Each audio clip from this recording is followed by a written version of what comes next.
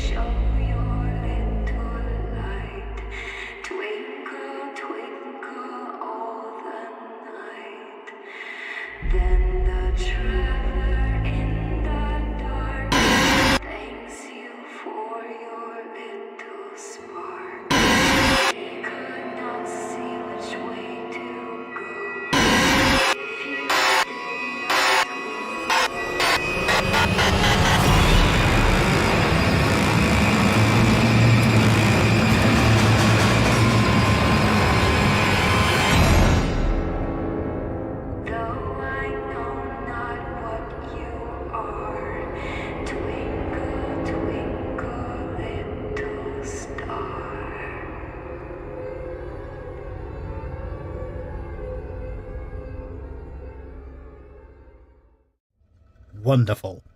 Have I ever mentioned how much I absolutely love Dead Space as a game? Hopefully that's given a few people a little bit of a nostalgia-gasm. We're just going to leap straight on into a new game and enjoy the wonderful ambience and general horror of this thing. Or did I say horror? I didn't mean horror. There's absolutely no horror in this game whatsoever.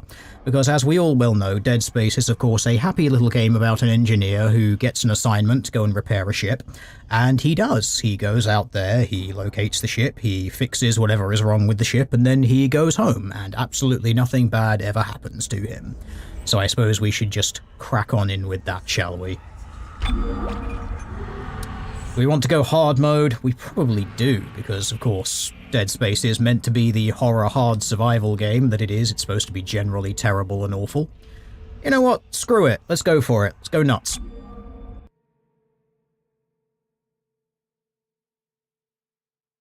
Now we get to enjoy the fact that all of the cutscenes, all the menus and everything in this game, one of the things that was so mind-blowing about it was the diegetic nature of every single story element and every single element of the UI in this game. You know, the health being displayed on the back of the character, all of your ammo and whatnot appearing as little holographic pop-outs on the guns. At the time, this was mind-blowing stuff.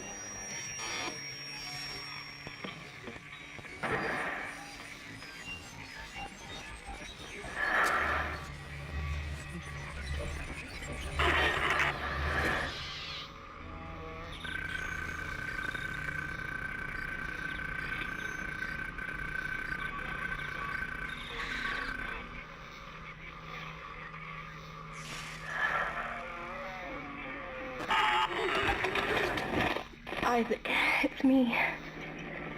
I wish I could talk to you. I'm sorry. I'm sorry about everything.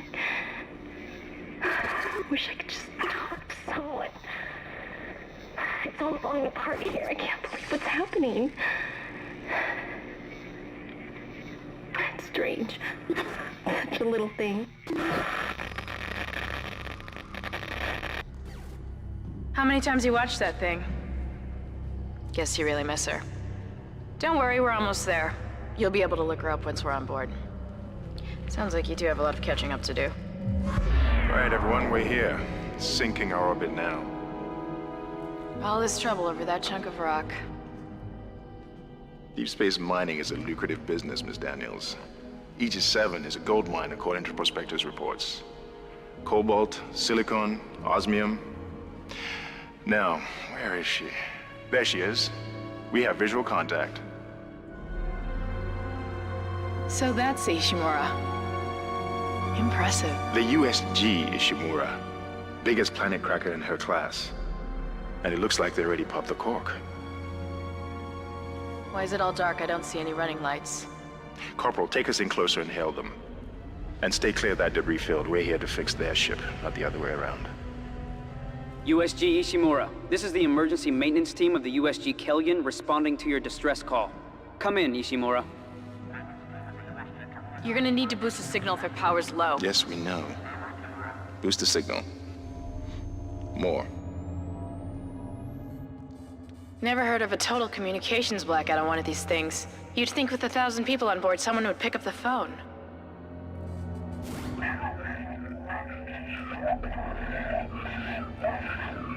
What is that? It's a busted array like we thought. Sounds like they're having problems with their encoder. You get us down there and Isaac and I can fix it. 48 hours max. All right, you heard the lady. Take us in. Let's see what needs fixing. Gravity tethers engaged. Automatic docking procedures a go. What the hell? Sir, the auto dock. What is it? We're off track. We're gonna hit the hull. Hit the blast shields! Their guidance tether's damaged. Switch to manual, now! Inside the magnetic field? Are you insane? Abort! No! We can make it inside! Corporal, I gave you an order. The field's too strong.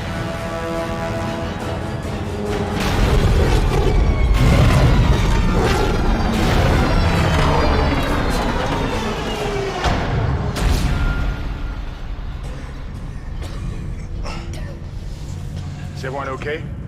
What? What the hell were you thinking? Were you trying to get us killed? I just saved our asses, Miss Daniels. If we had aborted at that speed and distance, we'd have smashed right into the side of the Ishimura. Now settle down, let's get to work. Corporal, report. I'm not getting any readings from the port booster, and we've lost comms and autopilot. It'll take some time to fix. All right, let's get some extra hands from flight deck to help out. Hold still, Isaac. I'm syncing up everyone's rig with the ship. Okay, we're done. Clean bill of health for everyone. All right, we've still got a job to do. We're moving out.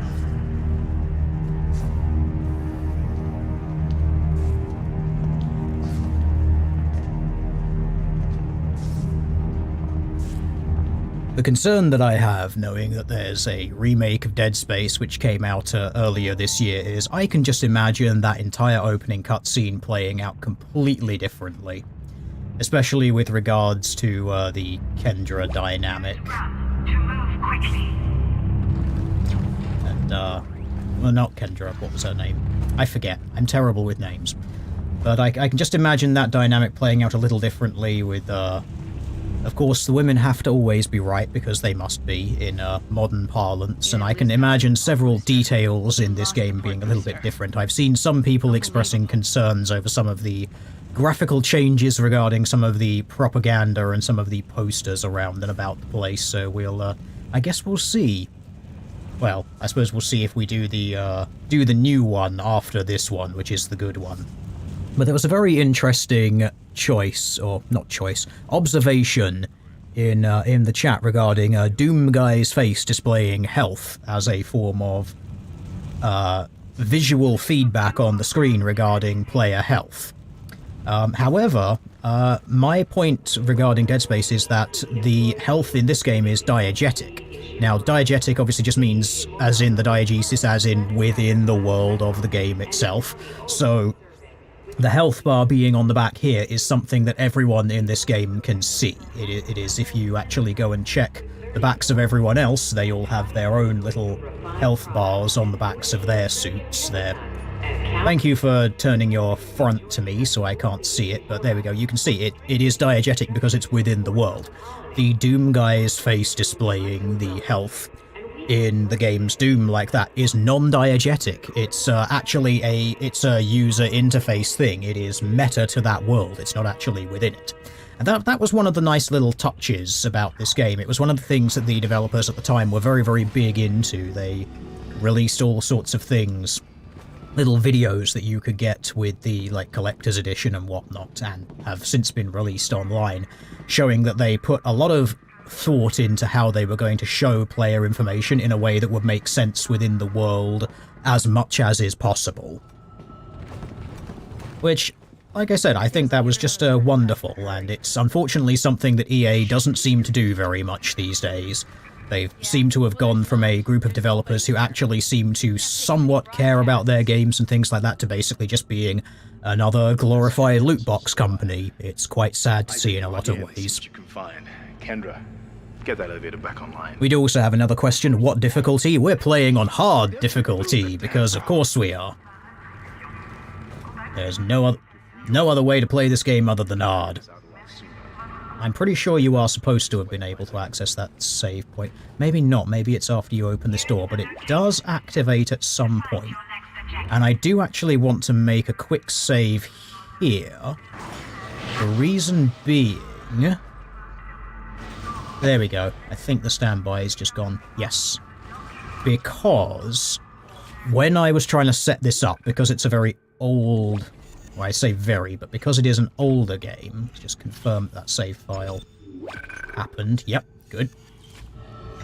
Because it is a slightly older game, it has some weird physics glitches that happen at certain frame rates. What I was able to determine was that unlocking the frame rate made some of the in-game cutscenes break. The reason being it broke the physics of them, and some of the in-game elements like that seem to be connected to frame rate in some capacity. I think it's something to do with the physics. And so you had a little cutscene a short way after this where some guy gets brutally murdered by a necromorph. Not in here, obviously. In here, nothing bad happens, because, of course, Isaac is an engineer. He just has a nice day fixing a ship. Nothing bad happens to him at all. But there is a little bit later where a door opens, you see some guy getting murdered, and if the frame rate was too high or unlocked, the necromorph that murders him doesn't spawn, which then causes an invisible wall to not disappear. I think this is one of the sort of original visual tricks that they did to get around the fact that at this time you couldn't have in-game assets like animate independently or something like that, like it all had to be controlled or scripted, and so they switch between two models. Like they have a the in-game free-roaming AI models and the, like, coded animation models, and they have to, like, swap out between them, like, swap them down to the frame between the two different things, and I think something about a weird frame rate busted that. Huh, that doesn't look good. But I think I've got it fixed, so hopefully, going ahead with this, we shouldn't run into that invisible wall. Air seems to be flowing again. That's a start. What the hell was that? Automatic quarantine must have tripped when the filtration system restarted. Everybody relax. What was that? Did you hear that? Not sure. The hell? I don't know. Something's in the room with us. No, there's nothing in there. You see, it's fine. Nothing's going wrong. Nothing bad's happening at all. Come on. See, nothing terrible, nothing untoward. Now, if you'll excuse me, I'm just gonna go for a jog for no particular reason, because, as we all know, nothing bad is happening here. This is all completely normal, absolutely by the books. I just feel like going for a little bit of a jog through this hallway, into this lift, and closing the door rapidly behind me. As you see, nothing weird is going on here. Why unlock the frame rate if it causes many problems, from the chat? Excellent question. It's not so much about unlocking the frame rate, it's more about locking the frame rate to something that the game works at.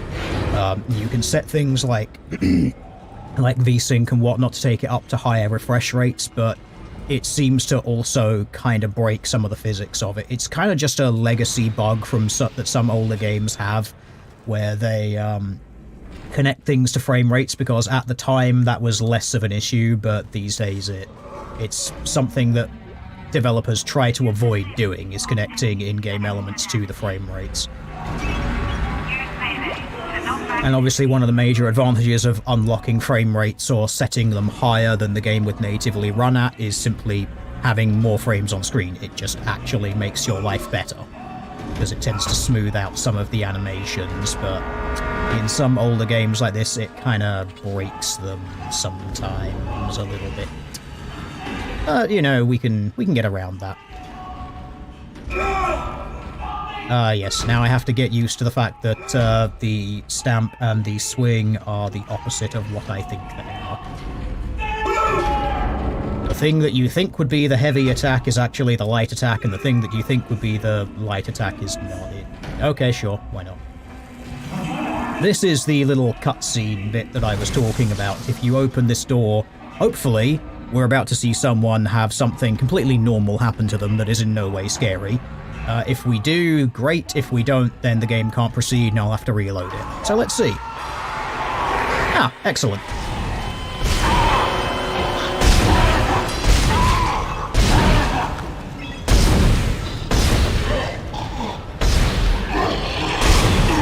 There we go.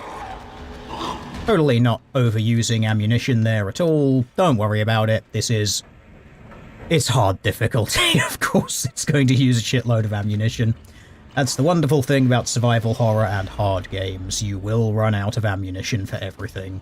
I suppose at some point we're going to have to make the decision of which weapon we want to use. Of course, Plasma Cutter is one of the better weapons in the game, despite being the starting one. I did always enjoy the Ripper, I think it was called. The thing that shoots the saw blades.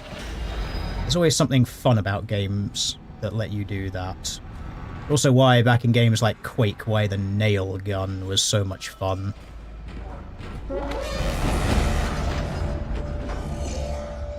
I'm sorry, game, was there a jump scare there? I was looking at the thing that I was picking up. I'm guessing something completely normal and not in any way scary happened there. Select and use health packs to replenish your health bar.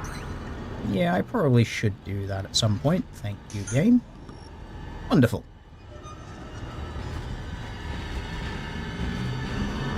I do just love the atmosphere of this game and how nice and claustrophobic it is.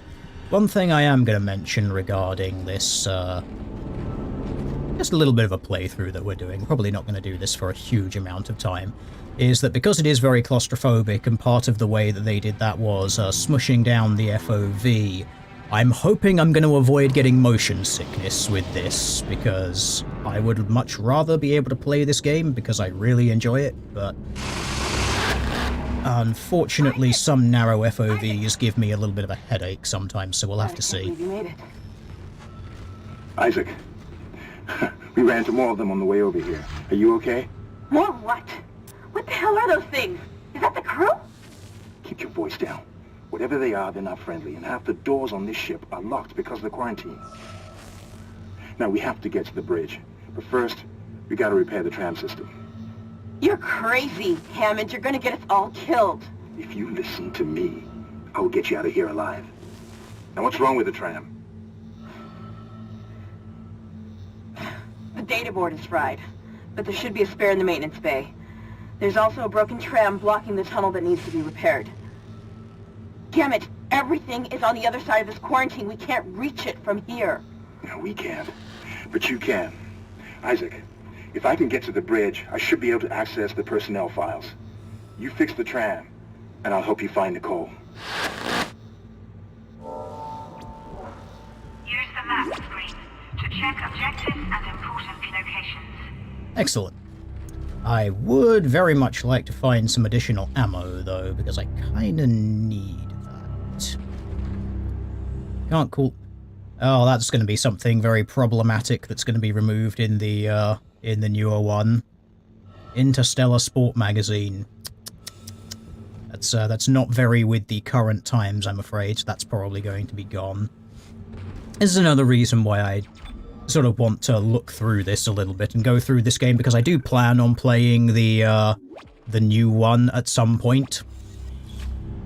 And I just like to see how much they've changed. I mean, I fully expect them to improve a lot of the graphical fidelity of this game, although I've got to say, for a game that's like 15 years old, this still looks pretty damn good. I mean, I reckon if you were to dump an HD texture pack on top of this, I think this would still look pretty damn solid even today. Ah, yes, we can't use the bench yet. I suppose we're just going to have to wander around, see what we can find, and hopefully acquire loot and whatnot before all the bad things happen. This is Benson. Everybody listen up. They're using the vents. That's how they're getting around the ship. Stay away from down. Get back. Get back. Did I miss that coming in here? I feel like I did miss that on my way in here. I was too busy not paying attention to things on the floor. And just generally talking about my general love of this game. Which is, of course, not very inclusive, as chat has mentioned. Yes, there's a bunch of what would be called problematic things in this game by modern standards. How do we, There is a reload button. I cannot remember what it is. What is the reload button?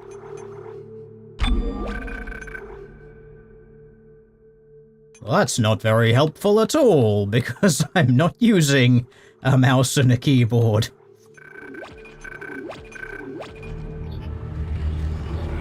That's inventory. Yep, I remember how that works. That's run. That's going to be the stump thing. It was. There we go. Action key while aiming down sights. There we go. I figured it was something like that. You can tell it's been like 15 years since I played this. Although I do have a rather funny story about how I discovered Dead Space, and that is that I actually found it on the day of opening, or on the day of release, the day that it was put out into the public. It was quite funny, actually. I went into back into a game shop, yes, because those used to exist, apparently. And I actually walked in and was just looking around. Oh, this is obviously not a trap in any way at all, is it? Oh no, it was a trap, whoever would have possibly guessed. I always suck at shooting the arms. Yep. It is 2 limbs that's come up, but I actually found it on the opening day. I went in there and was just having a look around and... Oh, you're not actually dead. That's not very nice of you. I have to just do some stamping. I think it's just, we're gonna have to follow Resident Evil rules, even if it's on the floor. Stamp it, stab it, do whatever the hell to it. And I just sort of mentioned, just asked a question about it, like, this Dead Space thing, is it actually any good? And they said, I have no idea, it came out today, so I bought a copy of it on the day of release. There was no plan to do so, there was no fanfare around releasing it, they were just like, yep, it exists, it's here today. So, okay. Little did I then realise that I was finding a game that I would consider to be one of the better ones ever made. While I was there. Somewhat amusing, I thought. Fortuitous, as some might say. Grab a cutter, anything like that. Cut them apart.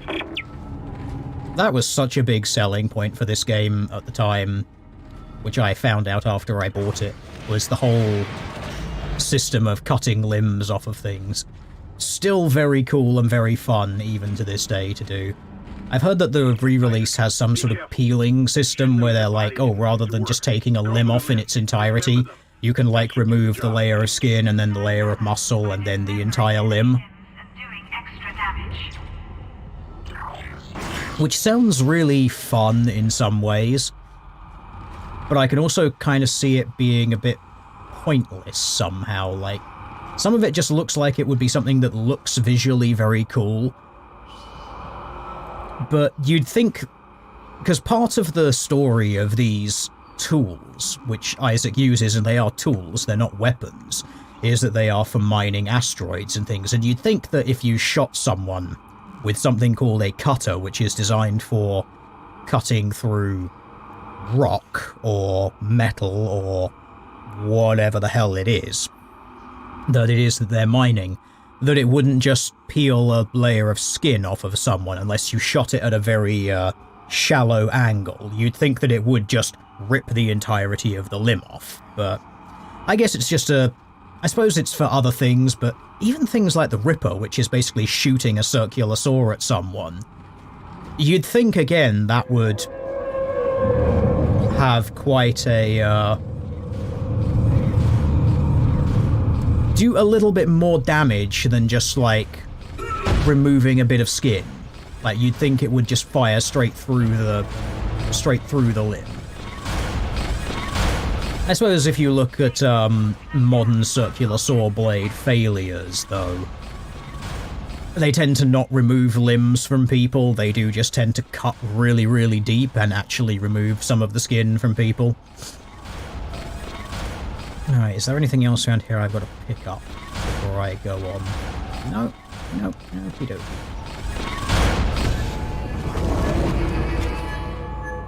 Stasis is overpowered and definitely worth leveling. Yes, unfortunately some people do seem to be very confused as to the name of this channel. Yes, it was not called Bananamancer up until about 5 or 6 days ago. Because, of course, I exist on YouTube just to troll YouTube and complain about YouTube and generally be awful towards YouTube, I somewhat decided that just keeping that branding was somewhat silly given how heavily shadow banned the brand that represents is.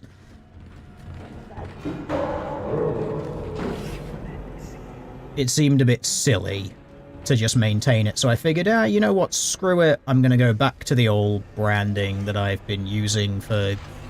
It's not even branding, just old screen names, because why the hell not? Like, why stay with something that YouTube is going to actively, like, ban or potentially screw over as they have done with that channel? So we're returning to tradition. Return to tradition, return to monkey. Recognize and believe in the Bananamancer, Mancer of Bananas. Because why the hell not? Let's just go with that, shall we? And hey, bananas are good for you, you know? Good source of potassium, they're healthy. So I'm encouraging healthy eating habits while we're at it.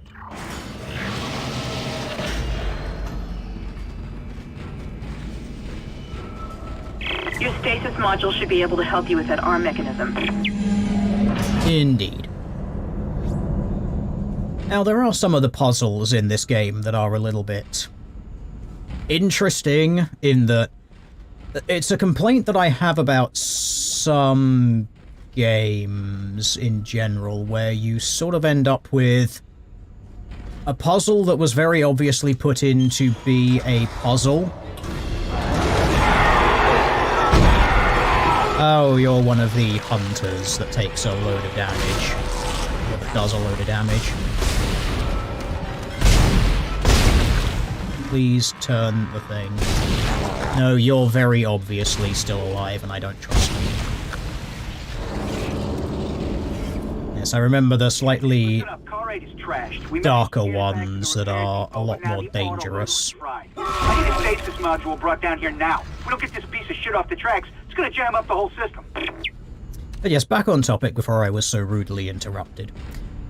There are some puzzles like this which you look at and it's kind of like, you very obviously put this in for the sake of being a puzzle in the game as opposed to something that might make a little more diegetic sense. The ones in this game I think are handled a little bit better than some other games. I think that's the one you have to freeze. Yeah.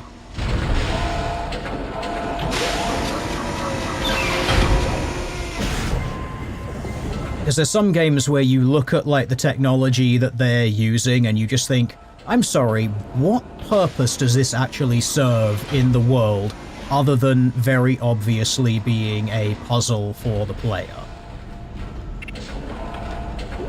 Okay, maybe we've got to do it the other way around. Oh no, I remember this one. No, you've got to freeze it and then go up to the central console. There we go. I remembered. Excuse me, sir. You'll have none of this.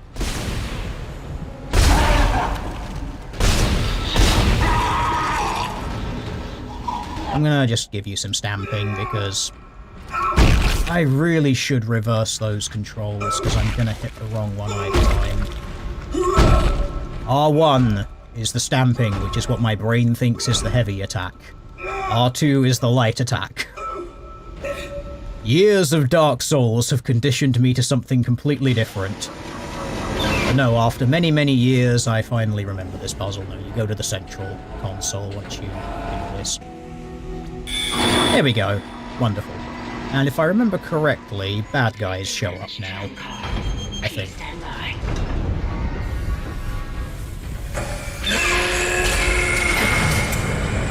I swear one of them comes out of this bed. You did it. Maybe the tram not. is blocking the whole system. When you get the computer online, you'll be able to call the tram from the control room. Faster the better. I can hear something crawling around out there. Yes, chat, I am in fact using a controller. I know that this is a heresy for PC gamers, but I've always found stasis works when you're in the middle of the air, don't you know? But I've always found third-person games to be more manageable with controllers than keyboard and mouse. I don't know why. First-person stuff, I agree, mouse and keyboard is better, but something about third-person stuff, controllers just works for me. I don't know why.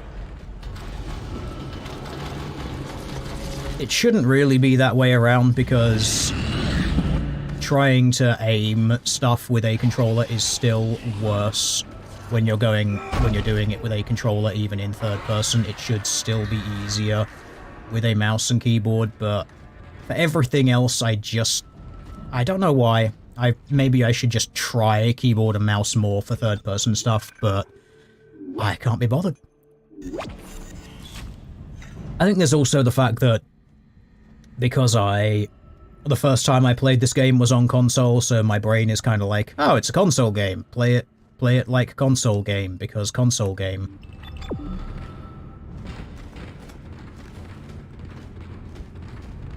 Alright, did we clear... That door is still locked, so we cleared that out. Now we go back through the munching door of death. We find a necromorph in this hallway, if I remember correctly. And then we get back to the bench. Oh, there we go. Oh, we find many necromorphs, apparently. Yes, you I remember you. No, I'm gonna stamp on you. I'm going to... Okay, fine, I'm not gonna stamp on you. You know what?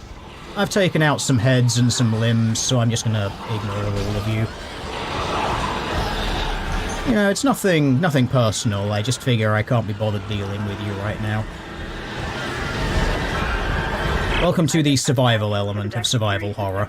It took some work, but I've got the door to the maintenance bay unlocked. I kind of forgot how brutal this game is on hard difficulty, especially how bullet spongy some of the necromorphs can be. But I guess that is kind of the point of it, isn't it? That they are supposed to be quite difficult to take out. We are supposed to go this way. I am actually going to go this way because there is the bench, and I think there was a shop in that room as well, if memory serves.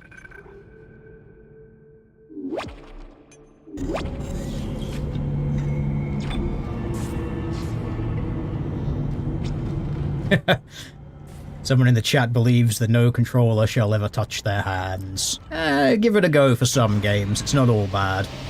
It's not entirely downsides. There are some sides which are not completely awful, perhaps, sometimes. It's Kendra. It looks like the door to the storage room is locked. There should be a key somewhere in the maintenance bay. That's one advantage, which I suppose you could say is an advantage, while perhaps not being an advantage, but maybe. Would be, pardon me. Would actually be lack of wrist strain, which some people do get while using mice. This is why stasis is completely overpowered and generally broken, by the way. Do I have the kinetic module?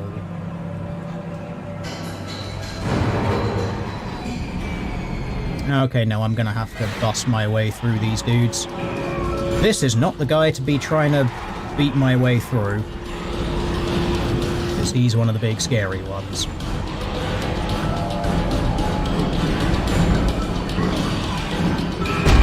I am really getting screwed over by the fact that I am forgetting which controls do what.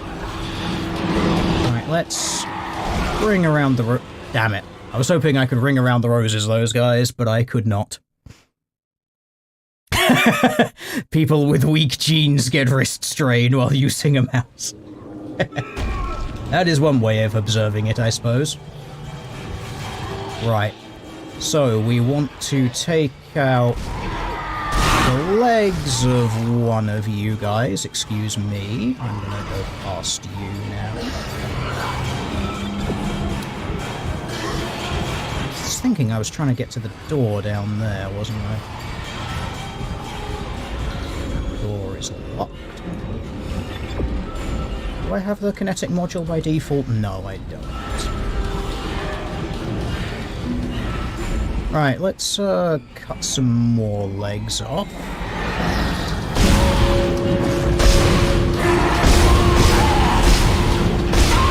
Right, that's a few more legs. Excuse me, pardon me coming through. I do kind of want whatever that was.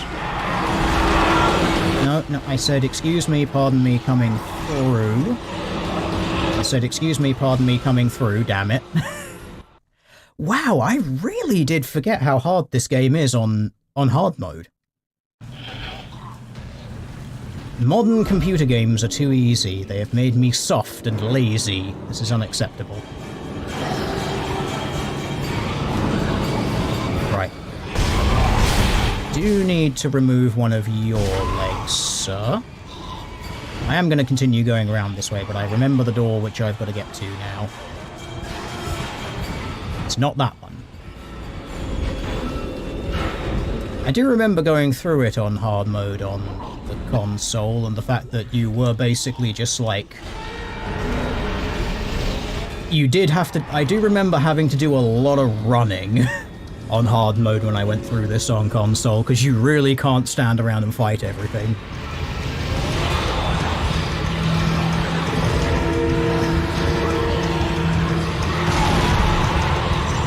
Now, we might be more safer.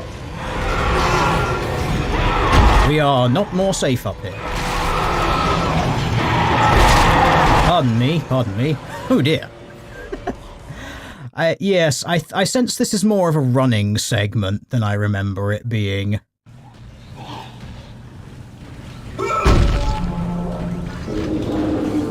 I'm gonna do a little more trial and error here, I think. No, no, no. Goodbye. So we go up the lift and then we commence the running. What I do remember about this from previous eras was you can cheese some of these sections by basically forcing things to spawn and despawn in other locations. And that is basically if you sprint through some of the areas, you can backtrack to them.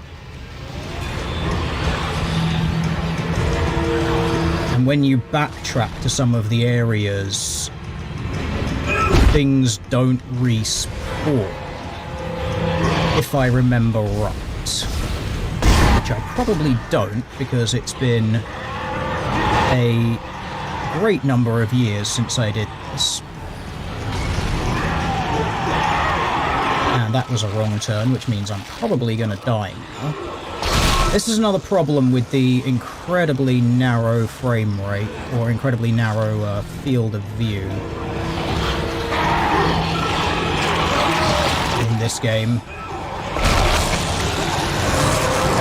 Field of view, I can't see anything. Now, I may knock this down to normal mode. Apparently, I'm too old for hard mode these days. I get to, like, what the hell is going on? My brain does not work this quickly, I'm afraid. Can we even change it during mid-game, or am I stuck with this forever? I'm stuck with it forever. Oh god, okay, I'm just gonna have to get good. Okay, get good it is, let's go.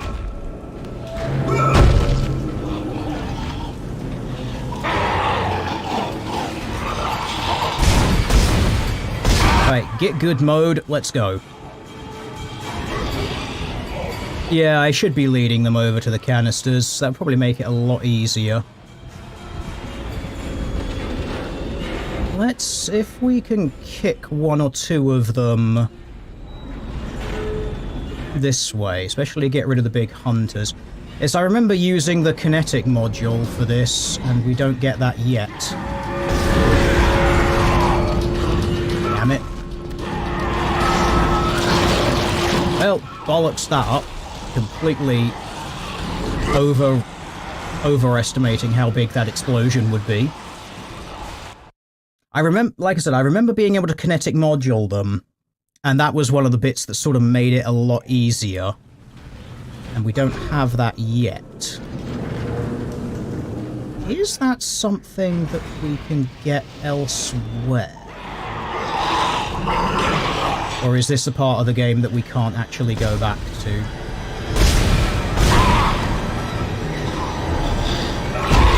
This guy we can... Oop, bugger. Okay, if I play it better next time, I can remove that guy first. Definitely, like, get rid of him in his entirety.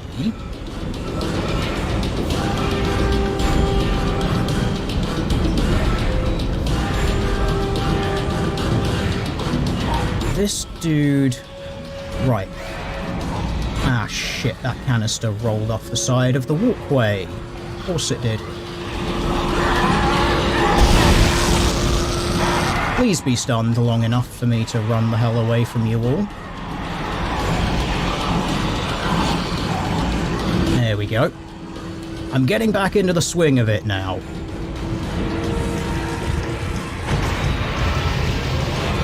Right. Yes. As I say, now, if memory serves, this was more a running section than anything else. Right. So we've got that objective complete. We can stun all of them. Run past. Remind this guy that I would very much not like any. There we go. I'm getting into the swing of it now. I remember this. Nope.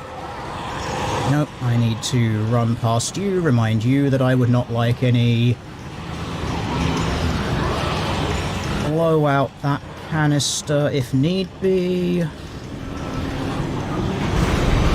Kindly open the door, there we go. Where is this? Oh, bollocks. Nope, I picked the wrong door. I picked poorly. I thought we were going to take the lift out. Okay. No, that's fine. Yes, it is this door. Kindly open the door. Right. Now, if memory serves, this is the safe room that makes all those guys despawn.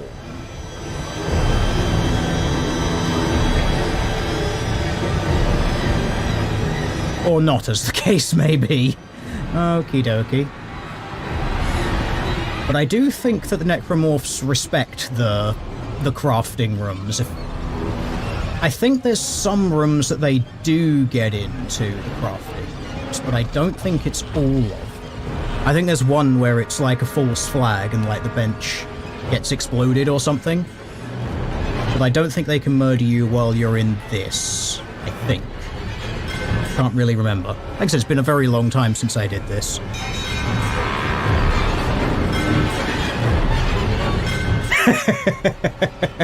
As someone says, the necromorphs are playing on easy mode. Yes, they are, absolutely. That is the point of, That's an interesting way of phrasing hard mode for yourself, isn't it? You put the game on hard mode for you. It's actually easy mode for the enemies.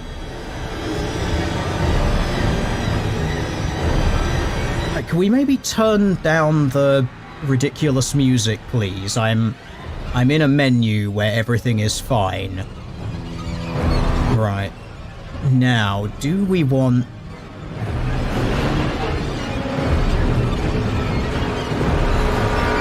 Plasma cutter damage is always good because we can murder guys quicker.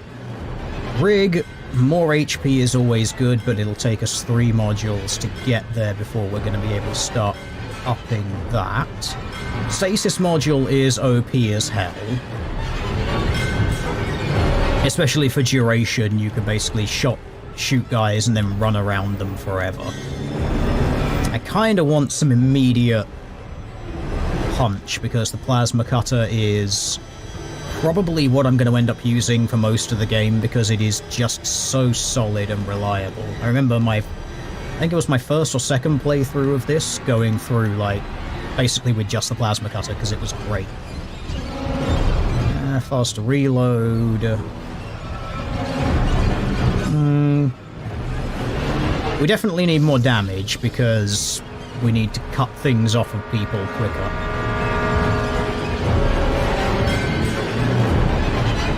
I think I'm going to hold off until we get more HP, because we do need to tank up. I did awfully forget how much damage necromorphs do. It really is like 1 or 2 hits. Now, if memory serves, because necromorphs respect the save rooms, or the safe rooms, or the crafting rooms, I do seem to recall, first of all, that they despawn sometimes when you enter them, but that you can also bait them to near the door. And then they don't...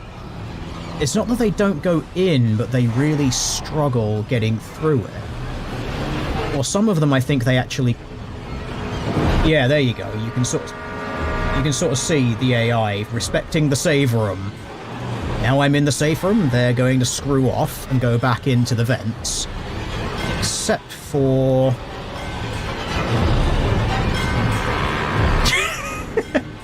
I remember, I completely forgot how much fun it is screwing with the AI and sending them back to their reset positions, doing things like this. I completely forgot how fun that is in games like this.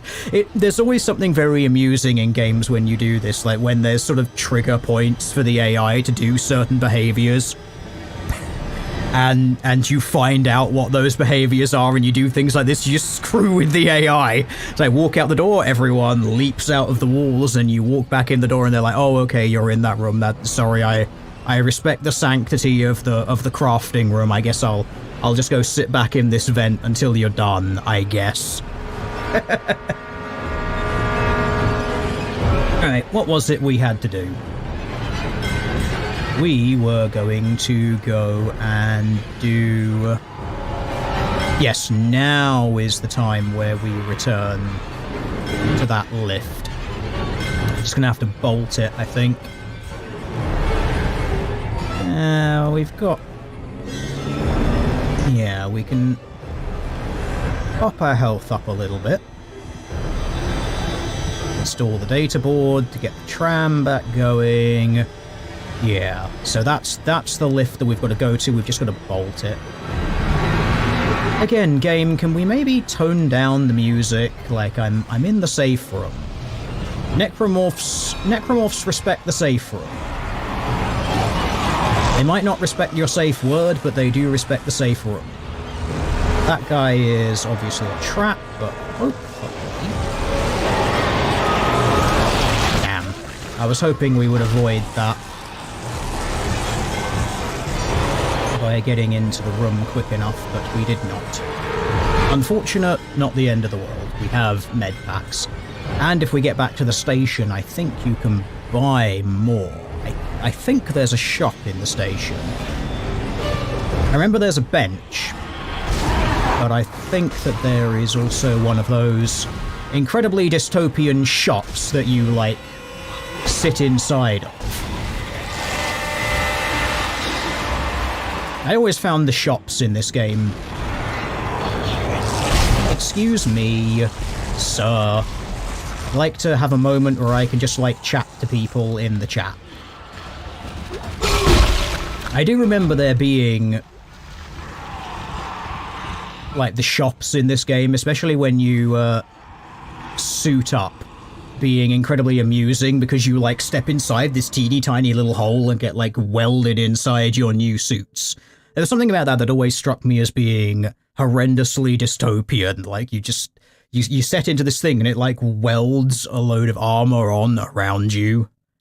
It always just seemed kind of horrifying, like it would trigger some horrendous senses of claustrophobia for people who have that, and not really being something that might be so common because of problems like that might come up.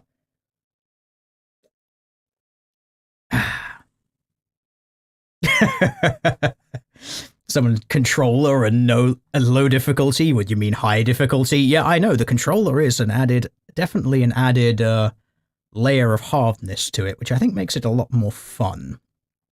And yes, I did practically just start. I think we began this, well, if I save this, it'll give me the timestamp. I think about an hour ago, was it, that we began this. Excuse me, respect the fact that I am attempting to find what time it is, or what time we started this, sir. I do not appreciate being interrupted while I'm attempting to do things like check the time, my dude. Yeah, we're being chased again. I do like I think this is another safe room that necromorphs respect, because it's got a crafting station in it. Because the game is silly like that. Again, slightly AI busting, but always amusing. It'll tell me how long I've been going for anyway. It feels, yeah, so 38, 37. Yeah, that's about 40 minutes. That looks about right, even though the live stream has been going for longer than that. We've been going for about an hour now. I think just a little under an hour, what, 54 minutes according to YouTube, but I don't believe that. They always lie about how long it's been going on for.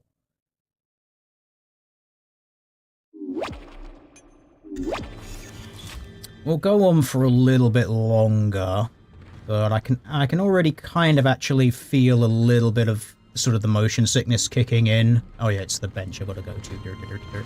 There's another little thing which I liked, like the diegetic way of putting in the, hey, go this way, in case you get horrendously confused.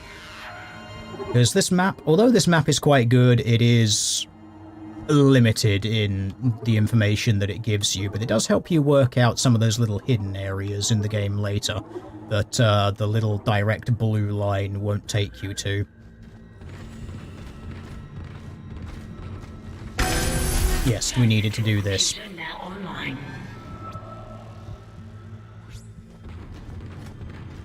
I think the game also respects times when you interact with people, like when you're talking to them on the screen sometimes, except for one particular time where you've got to shoot a bunch of things off a walkway. I remember that. There's odd little things that I remember about this game, but not all of them. Tram arriving at flight deck station. Quarantine lifted. All right, we're on board and heading to the bridge. Good work. Thank you. The quarantine just lifted. Whatever was in the flight lounge must have left. That's lucky for us. Isaac, get back to the Kellion and prep it for launch. We'll find out what we can from the bridge and meet you there. If we live that long, you're out of your league, Hammond. This is suicide. We're going to die out here. Your lack of confidence in me is duly noted, Miss Daniels. But I have a mission to complete, and that's exactly what I am going to do, with or without you. Do we understand each other? Just get us out of here alive. Yeah, I can really imagine a lot of those interactions playing out very differently in the remake, because... I mean, the captain is behaving, the guy who's captaining the mission is behaving like a guy who's captaining a mission, like he definitely shuts down a lot of sass and talk back, as he should. But I don't know why, but I can imagine in the remake that is going to happen, it sort of... I can imagine the dynamic between these characters being different. Also, for one other reason, the fact that Isaac is the silent protagonist in this game, which I think sort of makes him, in some ways, a lot more interesting, and in other ways, obviously, it's kind of bland and two-dimensional and whatever, but I think it sort of makes it a little more interesting because you rely on a lot more for the other characters for not only exposition, but also that because they have to exposit a lot more, you get to see a little bit more of their character. And obviously, since Isaac spoke later on in the franchise, I think Dead Space 2 was where he first actually got voice lines, or actually got speaking lines. Because of that, I do wonder if the remake is going to take him back to being the silent protagonist. Like I said, I've not looked too much into the remake, but I could imagine if they... It would be odd, like, you take a protagonist that is not silent and take them back to being a silent protagonist. I could see that being a bit of a weird thing from a writing perspective. But making him talk throughout all of these scenarios would necessarily change quite a lot. Maybe not necessarily from a technical standpoint, like gameplay perspective, but how the story unfolds and what you have to do. I could definitely see that changing it quite a lot. But you didn't even know what channel this was for a second. Ah, well, you see, that's all part of my genius and cunning plan. To infiltrate your subscription feed by changing my name every so often, so that you have no idea what the hell is going on, and you just click on things because you're like, who the hell are you? And so you click on it to find out. And then I get to come and say, hello, it's me again. I never actually left, so hi. I'm back in your life again, baby. And you're back in mine, as things should be.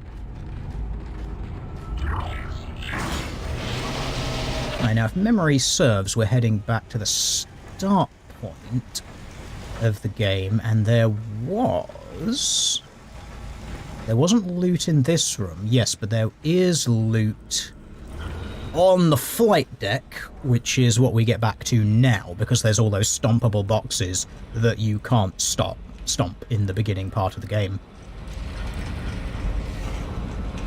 It is interesting, though, going back to sort of the game in general. I didn't remember there being so many of the Hunter tier necromorphs, you know, the black ones with the glowing eyes. I don't remember them appearing this early in the game, even on hard mode, but then again, it has been 15 or so years since I played it, so my memory is not going to be very good. Oh, okay. Oh, I see what you did there, son. Yeah, your melee attacks are definitely a lot less effective.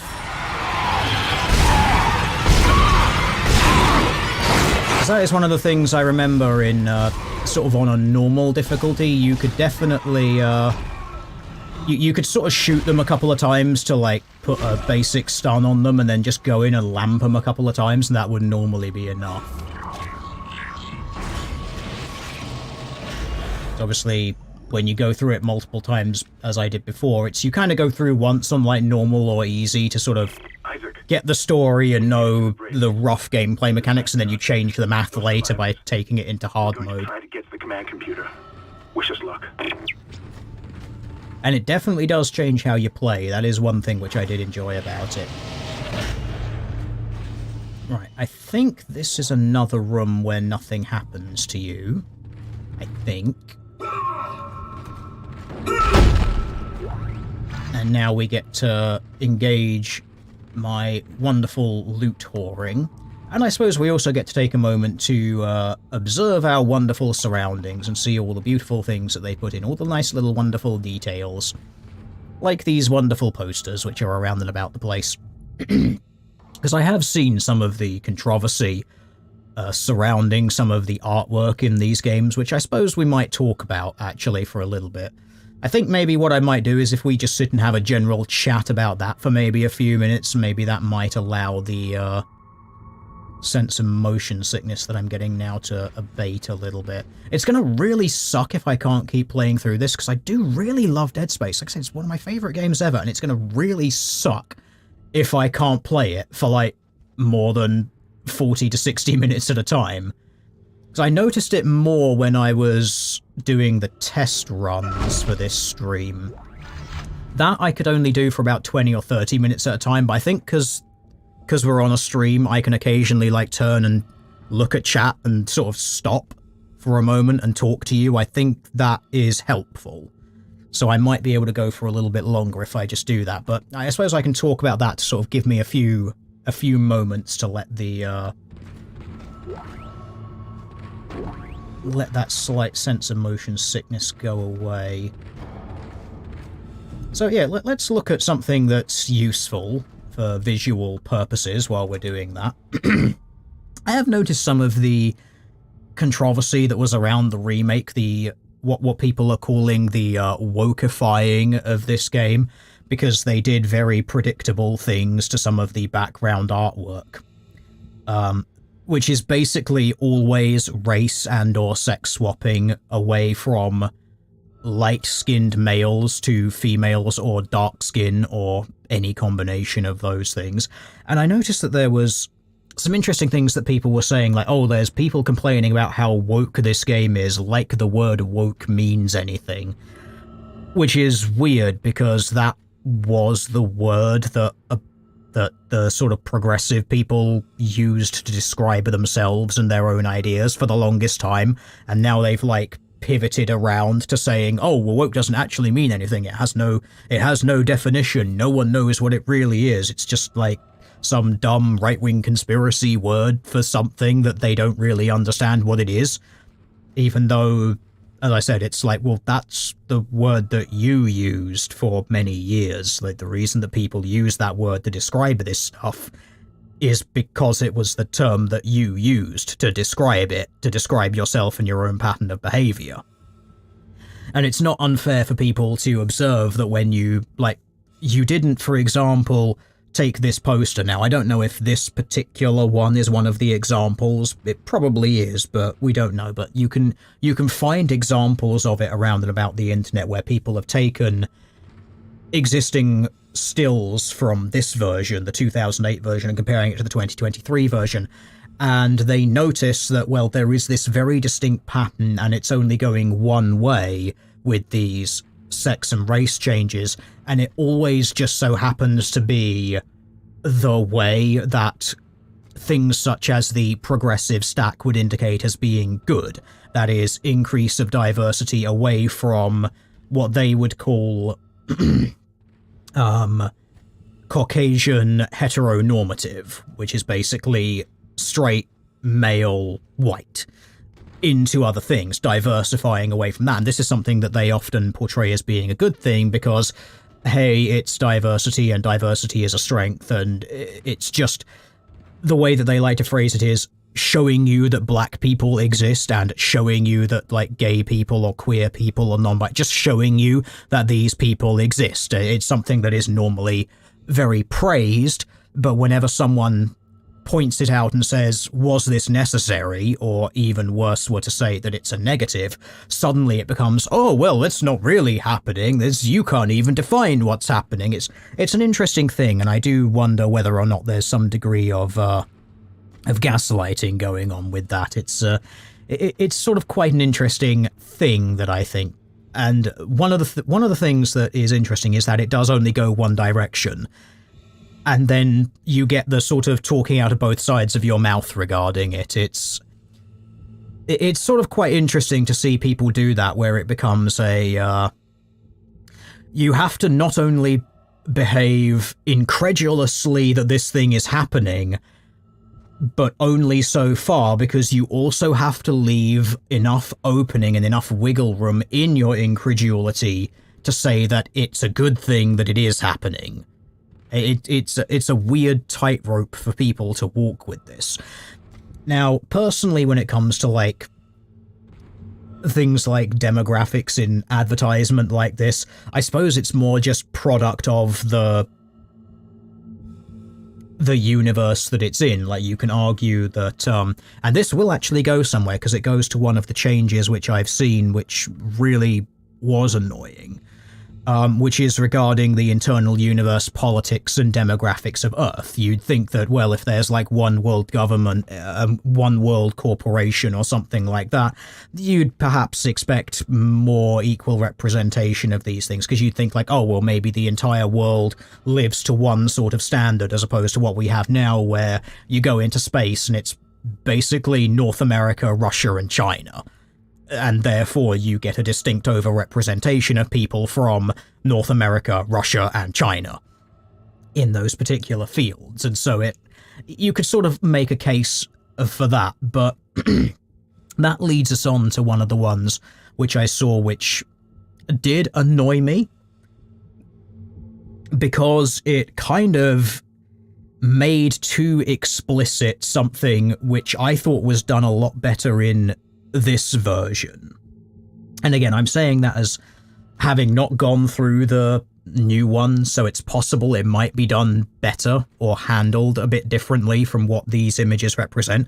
And that was in this particular version, the 2008 version. There's a piece of graffiti on the wall. Obviously, you've seen graffiti on the wall throughout this one, cut off their limbs and all that stuff, which is a nice little diegetic way of poking people towards game mechanics, by the way, taking us all back to what we were talking about at the beginning of the stream. But there was one thing in this ship, the 2008 ship, which was just the phrase, "fuck this ship," which was just scrawled up on the wall, which works for numerous reasons. First of all, it is a slogan that people could very easily come up with. You're in a situation that, because you don't know when that graffiti was written. It's not like it's written in blood, as far as I recall. I think it's just vandalism with, like, spray paint. So that could very easily just be a phrase that a disgruntled employee of a corporation would write anyway, because they kind of just hate their job and are just vandalizing company property because they don't care anymore. But it also works in the sense of pre- and post-Necromorph Breakout. Pre, because disgruntled employee vandalizing corporate property. Post, because I'm in this nightmare scenario of space zombies attempting to kill me and I hate my life and just want it to end. So it works very nicely on that regard. There's also the fact that fuck this ship is very similar phonetically to the phrase fuck this shit, which is of course a general exasperation that people are quite familiar with. And there is of course the amusing little tickle that the phrase fuck this ship was used in the film Event Horizon. I think it was Lawrence Fishburne who said it, his character, when they were talking about destroying the ship, and was it Sam Nielsen's character is obviously opposed to that, and he just turns to him and just basically says, no, fuck this ship, we're destroying it, or we're burning it all down. So it works very, very nicely on numerous levels there. But instead, in the new one, you can see screenshots of this around on the internet. They changed it to, fuck this ship, it's a capitalist venture, or something like that. They specifically shoved in references to capitalism.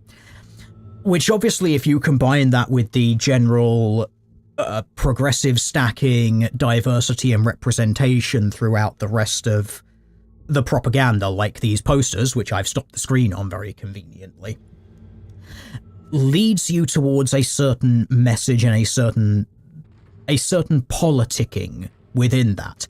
And this is the part which I want to talk about, because I thought this game did it better than the later one.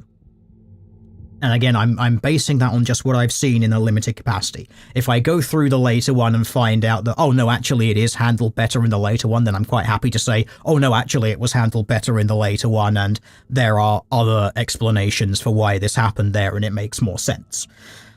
But I don't think that that's going to happen, but I'm happy to play it and be proven wrong. I'm fine with that. Because in a lot of ways, I hope that I am proven wrong on this, because that way it's something that would diegetically make more sense as opposed to real-world politics getting into the game. But we've seen real-world politics infecting so much of this that it seems more like it's that than something organic. And the problem is, putting the phrase, fuck this ship, it's a capitalist whatever, it still works in the sense of disgruntled employee vandalizing corporate property because they hate their job.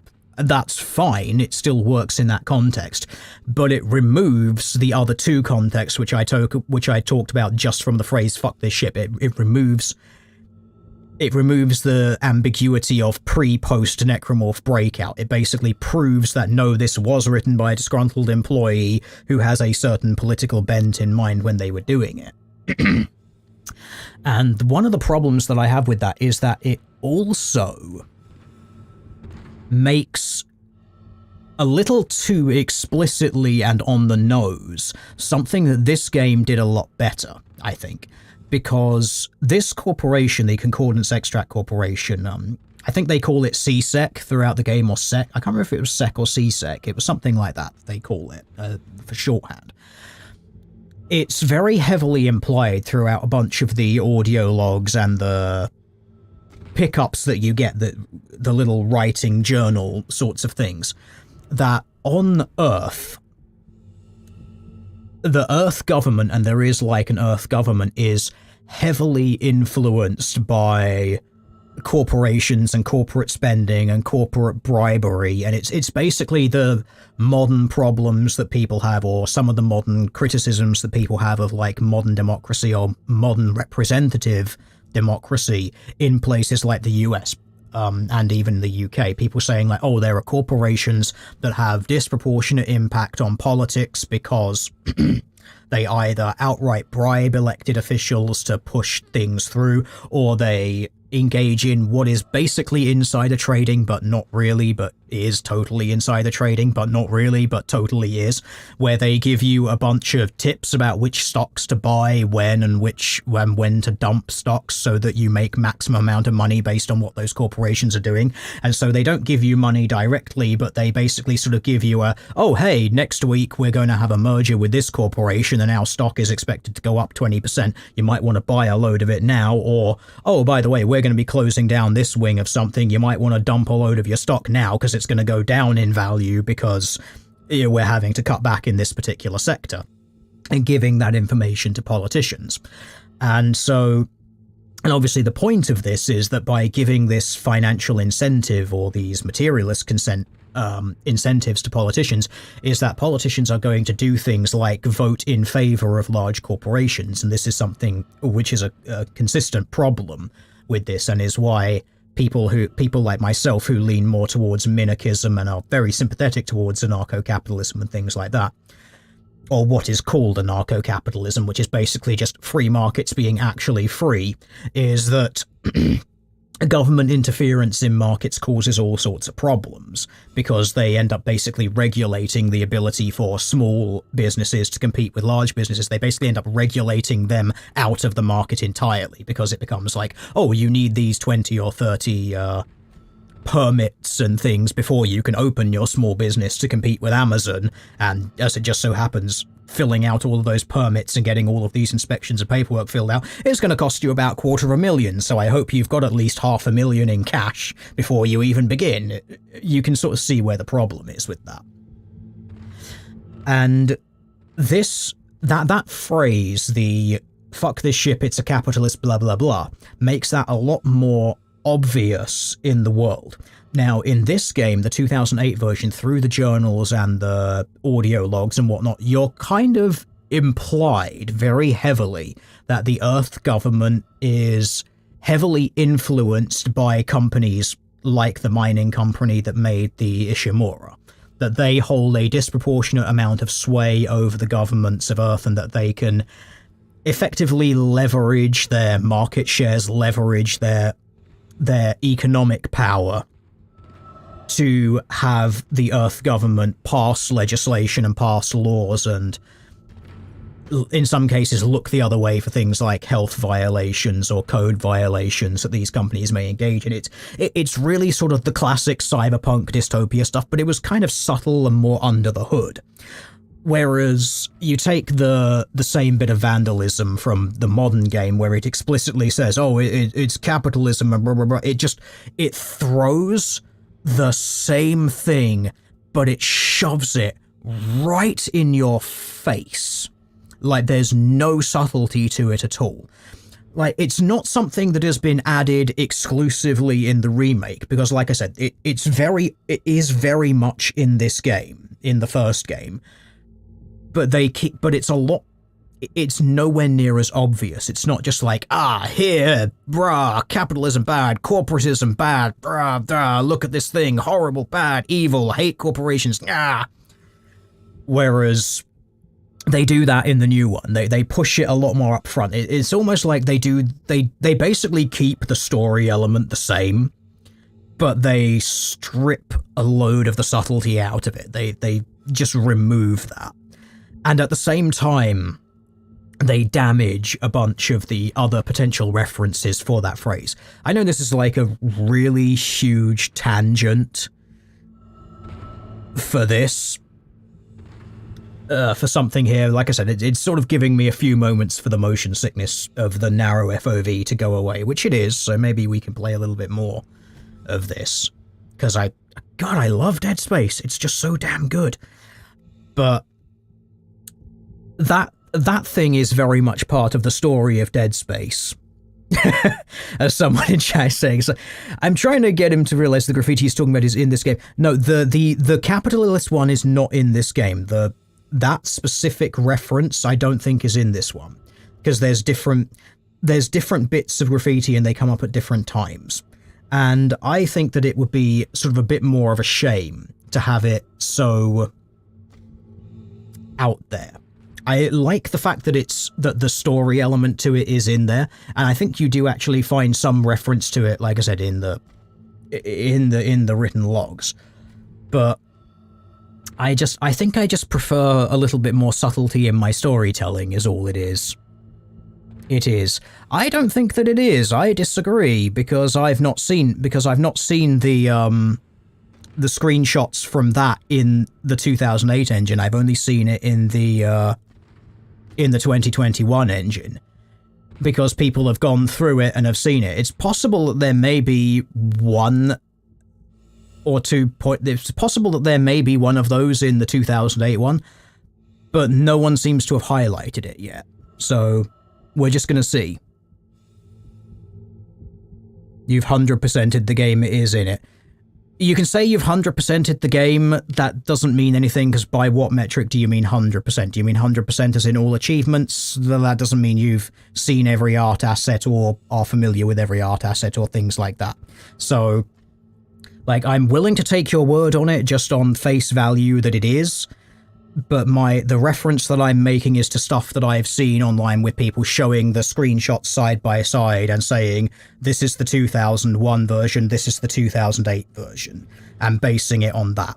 So if you're gonna say that there is that reference in the 2008 version, I'm happy to believe you on face, but I need to see it, and that's the thing. And that's the thing, and I'm, like I said, I'm basing this on the fact that I've not seen that because I've not seen the side-by-side shots of it. I've only seen side-by-side shots of it showing the difference, not the same thing. As someone else in chat is saying, isn't the message in the game but changed? Yes, I think it is the changed version. And this was sort of another part of why I wanted to go through this, because I do want to look at some of these details and, like, verify what's there, basically. Which, I probably should have put the game on easy if I wanted to do that and do this as, like, some sort of sightseeing thing, as opposed to putting it onto the hard mode so I can actually play the game hard and have fun with it that way. I probably should have put it on easy if I was like, no, I want to sightsee. Maybe I should restart the game. I was thinking, maybe I should restart the game and put it on normal so that we can actually do a sightseeing tour of the game, because I was more interested in doing the sightseeing because of all the controversy around it, some of which I think is interesting to point out and some of which I think might be overblown, but some of it I look at and just think that there might be a point to it. And I always like to sort of do this where you go in and just like, I want to see the changes for myself and have these points of reference. Because otherwise I'm just going on things that other people have said, and like I said, I'm happy to, when people put things up online and just be like, this is this thing, to say like, okay, I'm going to trust you on this, and I'm going to I'm going to go on faith and say that you're not bullshitting me on this. But as the old phrase and the old saying goes, was trust but verify. So it's like, I'm happy to say like, okay, I will trust you on this, but I want to go through and see it for myself and make sure that what you've said is true, that there's an accurate representation and that there's not some context that's been removed from it. Because what happens, of course, sometimes context gets removed from things. From games. Sometimes there's important context for little environmental cues of storytelling like that get removed from just screenshots. And it's not removed maliciously because someone is like trying to mislead you, but it's more that either because it's a screen grab, it's effectively a flat 2D image of what is a 3D game that you can go around and you can look at it from all sorts of different perspectives. But is also the fact that sometimes they'll take a screenshot of one thing thinking, oh, okay, this is that thing in isolation and that's what I want to look at, because that's what they consider to be important, but it prevents you from then seeing other things that may provide additional information. And it's not because they're being malicious in what they're showing you or not showing you, it's just that they perhaps prioritize different things over you, or because they have what would be considered a different standard of evidence. Because this is something I remember this from a video, I can't remember who made it, but it was something, they did this little sort of, I don't want to say joke because it wasn't a joke, it was serious, but sort of done with a bit sort of, oh, we're going to have a little bit of fun with this about people having a skeptometer, and that when you hear things that you like, you can dial your skeptometer way the way down so that pretty much anything will be proof of something if you just want it to be. Whereas if there's something that you definitely don't want to be true, you can raise your skeptometer to the point where no amount of evidence will ever be enough. And so it might just simply be that for these things, different people have different standards for what they're going to look at and say like, oh, okay, well, this is proof of this thing. Which ties us very back very nicely and neatly to when I started this incredibly lengthy diatribe regarding some of the background elements of this game. Some people may simply have their standard of evidence for this sort of stuff set quite low, possibly because of hundreds of other examples proving this to be a pattern that they're just kind of like, oh, okay, here we go again, and so they're not gonna look for any important information that may be like, actually, no, this is not an example of this. It's just something that's very similar, even though it's actually appropriate. As opposed to the other people who just have simply whammed their skeptometer up to 10 and are just like, nope, that thing, it doesn't happen. It's not even, it doesn't even mean anything. These terms, these ideas, they don't really exist. And Yabu sucks to you, basically. It's not really helpful. Why not get a bigger monitor? Because a bigger monitor will not provide a higher field of view in the game. It will make the same field of view bigger, but it will not actually increase the field of view.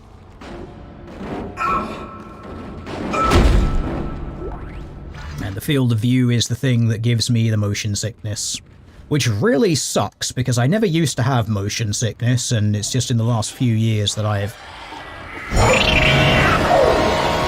Oh yeah, this is the baby. Oh no, it's not.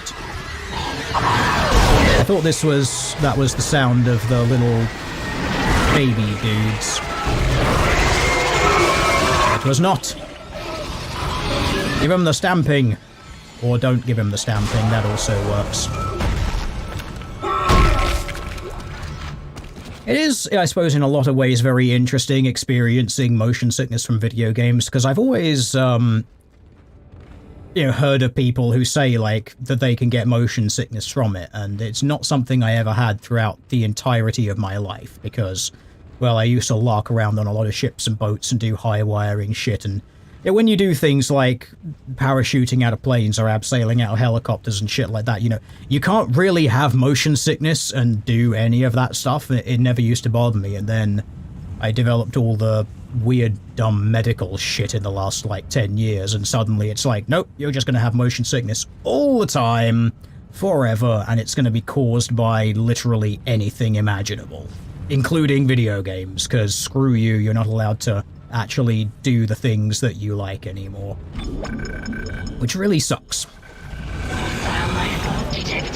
Hello.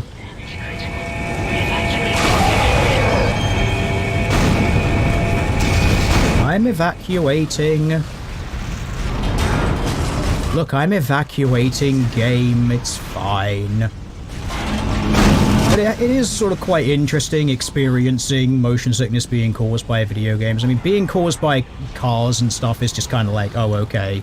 This I know people get, but actually having it being caused by a video game is really, actually, in some ways quite interesting, because you're like, this is not a thing that I would have thought could happen. Like, I know that it can happen because people have told me that it can happen.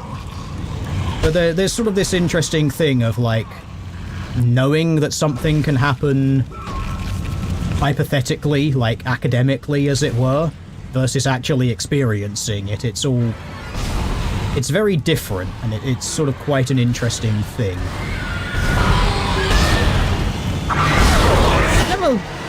That is one thing that I will complain about in this, is the jumping animation for those long tail dudes. I've never particularly liked it because it always seemed like they were basically leaping in slow motion whenever they were doing it.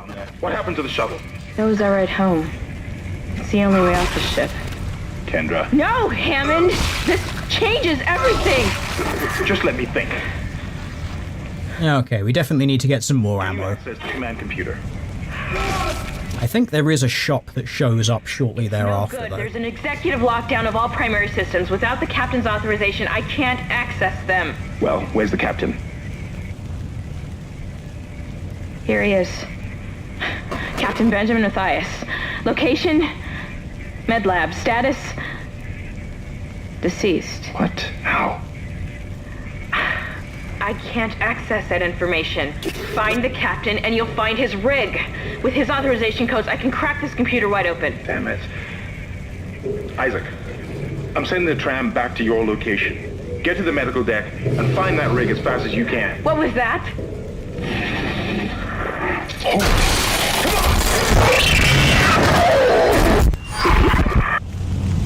And then the bad things happened.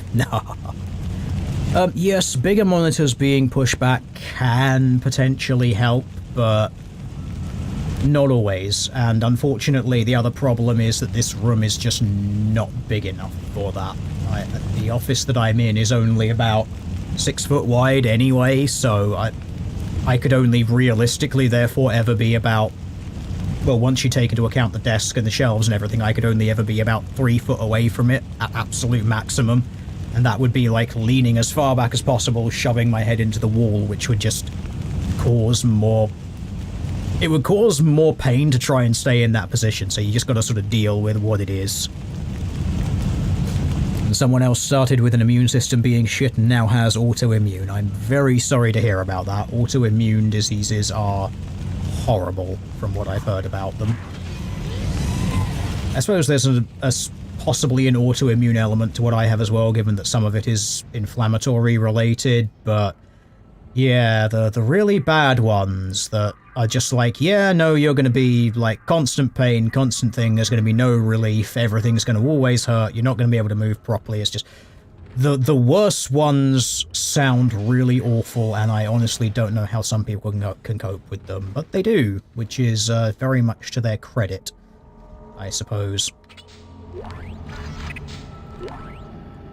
Yay, guns and bullets and stuff. Yes, chat, as someone is saying, how is it that there are subtitles for something that is live? The answer is because it goes through YouTube, and YouTube subtitles things as you go, and I'm rather fortunate in that I have quite a clear way of speaking, and so YouTube subtitles always do rather well with my voice because I'm quite clear spoken, so it always seems to be able to go rather well. Sometimes it messes up a little bit, but it's generally sort of like 90-something% accurate, which is rather impressive, actually, especially given that it's live. Ah, here we go, the store. The store, the wonderful store where I can potentially have horrendous claustrophobia because getting inside the weird pod at the back. Claustrophobia is another one that's sort of quite interesting. So again, that's another thing. I've never experienced it, but I know other people who can, and it would be interesting to experience it and be like, what does it actually feel like to have this proper, like, not just discomfort, because obviously I don't like being in very confined spaces, but it's never been like, oh my god, I'm like gonna really can't handle it. It's like properly very psychologically distressing. I've not experienced that. It always sort of is something that I've been like, what would it feel like to have that? I suppose there's maybe some sort of slightly masochistic part of me that's just like, what does it actually feel like to have all of these horrendous things happen to you? Just to know what it would be like. Sort of be an interesting one to experience. Obviously, I wouldn't want to have it and for it to be, like, permanent, but there's some part of me that's always looked at some experiences and just been like, I wonder what that would feel like.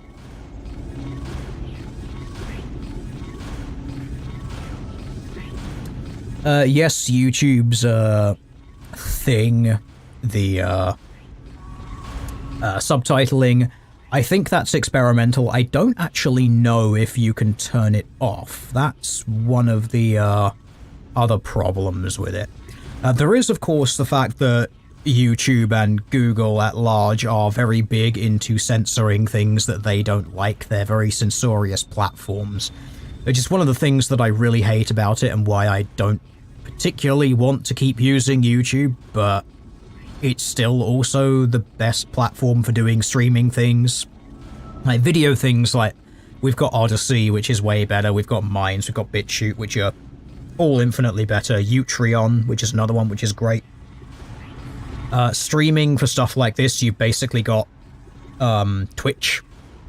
And unfortunately, Twitch is garbage. Like, absolutely awful. So I'm kind of stuck with this. And part of the reason that YouTube is very big into, oh well, if we can get like live subtitles to things, obviously there is some point of access that you can say there, like, oh well, if there are people who do have like hearing problems or are deaf or something like that, they can watch along live and then interact live, because obviously they can read what's being said and interact with the chat that way, which is nice. You know, I'm not going to say that that's a bad thing. It is a good thing that that exists.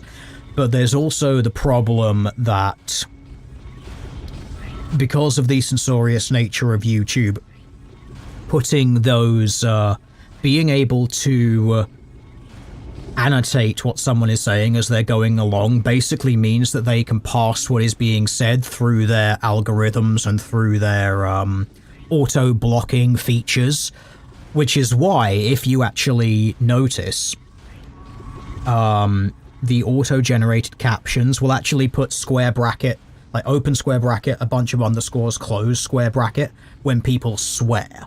And I think that they're aiming to have that happen live as well. And part of the problem, and this I do think is going to be a problem when it comes to like live broadcasts and whatnot, is that they're going to be looking to remove certain things that people say, or have the ability to shut down live streams based on what they say live. Because one of the sort of problems is they can't centrally moderating things that are going on live is a lot more difficult.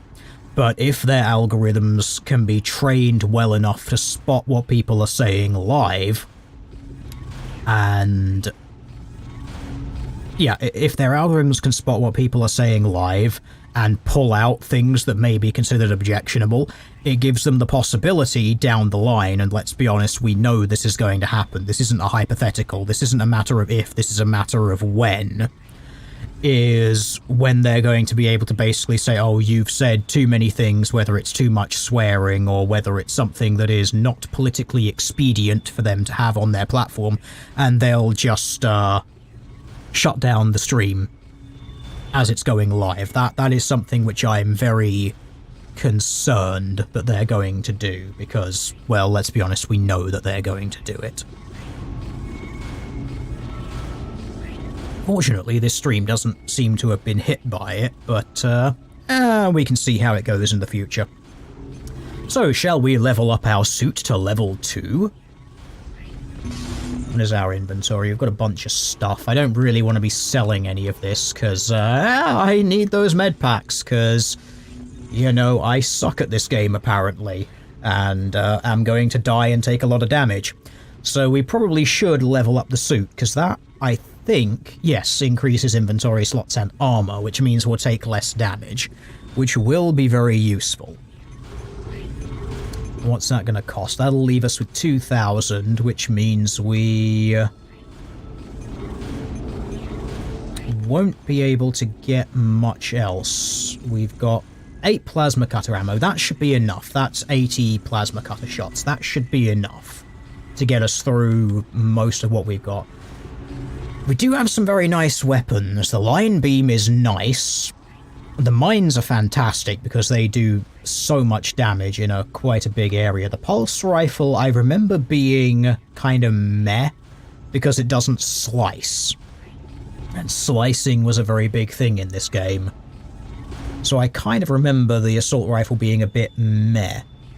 Because I remember you had to get quite a lot of bullets into stuff to take down the target, and it always seemed like it was disproportionately ammo hungry. And I do just like the plasma cutter. Like, once you get that thing maxed out, it is legit one of the best weapons in the game. There's also the flamethrower, which comes by later, which I enjoy, even though it's really ineffective, from what I remember. Although I do recall it had the ability to clip things. I can't remember if it was through doors, or if there... I remember there was some way that the flamethrower could damage things in, like, out-of-bounds conditions. Or, like, if you were in a safe room and things were outside it, like, without having... Was it without having to open the doors? I remember there was something you could do with the flamethrower that made it do that. That sort of made it basically cheesable. But there's also just the Ripper gun, which means I get to shoot circular saws at people. And I love shooting circular saws at people. It's just great. Now, apparently the flamethrower has got a big buff in the new one. That's good, because I love flamethrowers in games. But they always just seem to be horrendously overpowered, or horrendously underpowered. And one of the problems in this game was its lack of stopping power. Like, it seemed like necromorphs would just poise through the fire because apparently they can. So it's like, you're on fire, but who cares about that? I remember it was quite good against the little leaf things. Yeah, the little spidery things, as Chad's saying. Yeah, I think they were like leaves. Like necromorph plant things, if I remember rightly, because they show up in the hydroponics bay or aeroponic, something ponics. I remember it was good against those, but for everything else, it, like, sucks. Oh yeah, the contact beam, that's another thing in this game that was fun. But yeah, I think I'm gonna hold out and probably just go for, like, the Ripper, because it's so much fun. Which means suit, which means claustrophobia, let's go. Get welded into something new, Isaac.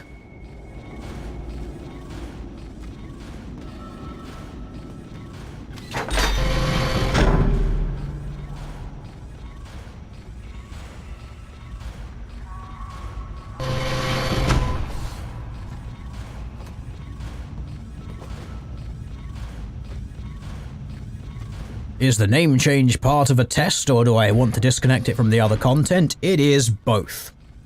Because there is no point in maintaining a brand on YouTube that is associated to a brand that Google YouTube have completely killed. Like, they've censored the main channel and thus that entire brand into oblivion. Like, that account is unusable. I can't even leave comments. Like, I've even done tests just going onto videos and saying really positive things like, nice video, good video, things like that. It just goes away, it just gets removed immediately. So there's literally no point in maintaining it. It's very obvious that that account has been blacklisted by YouTube, and so my thought is, because of all the algorithmic shit that YouTube does, they could probably, like, keeping the same branding as it, like, why keep what was a sub-brand to a main brand that effectively doesn't exist because YouTube has killed it? Like, what's the point of that? You might as well make it its own standalone brand, because it makes a lot more sense. Secondly, it also potentially allows me to get around a little bit of the censorship on YouTube, because it makes it a little less obvious that they're connected together. Albeit one of the problems that YouTube has several hours of my voice available from both accounts, so they could probably cross-reference them really, really easily.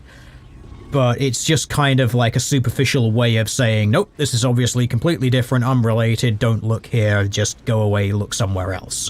Maybe it'll work, maybe it won't work, who the hell knows. Is this the same account? It is not. All of my accounts are completely different. They share no similarities whatsoever between the two, apart from the person operating them, which was part of the reason for setting them all up. I've basically got it to the point where, effectively, there is nothing connecting any of the accounts. The only problem is, one thing that YouTube has been confirmed is their ability to IP ban certain things.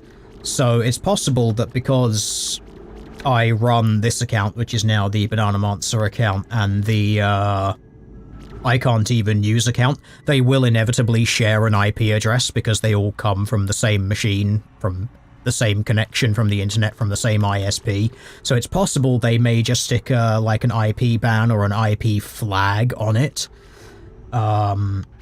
But that doesn't seem to be the case, because the I Can't Even Use channel is continuing to grow. It's doing rather well, even though I barely put any effort into it, which sort of seems to indicate that they're not suppressing the IP.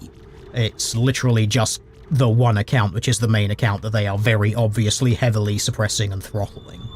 And it's funny because this was actually brought up on another channel. Well, lots of other channels have brought this up.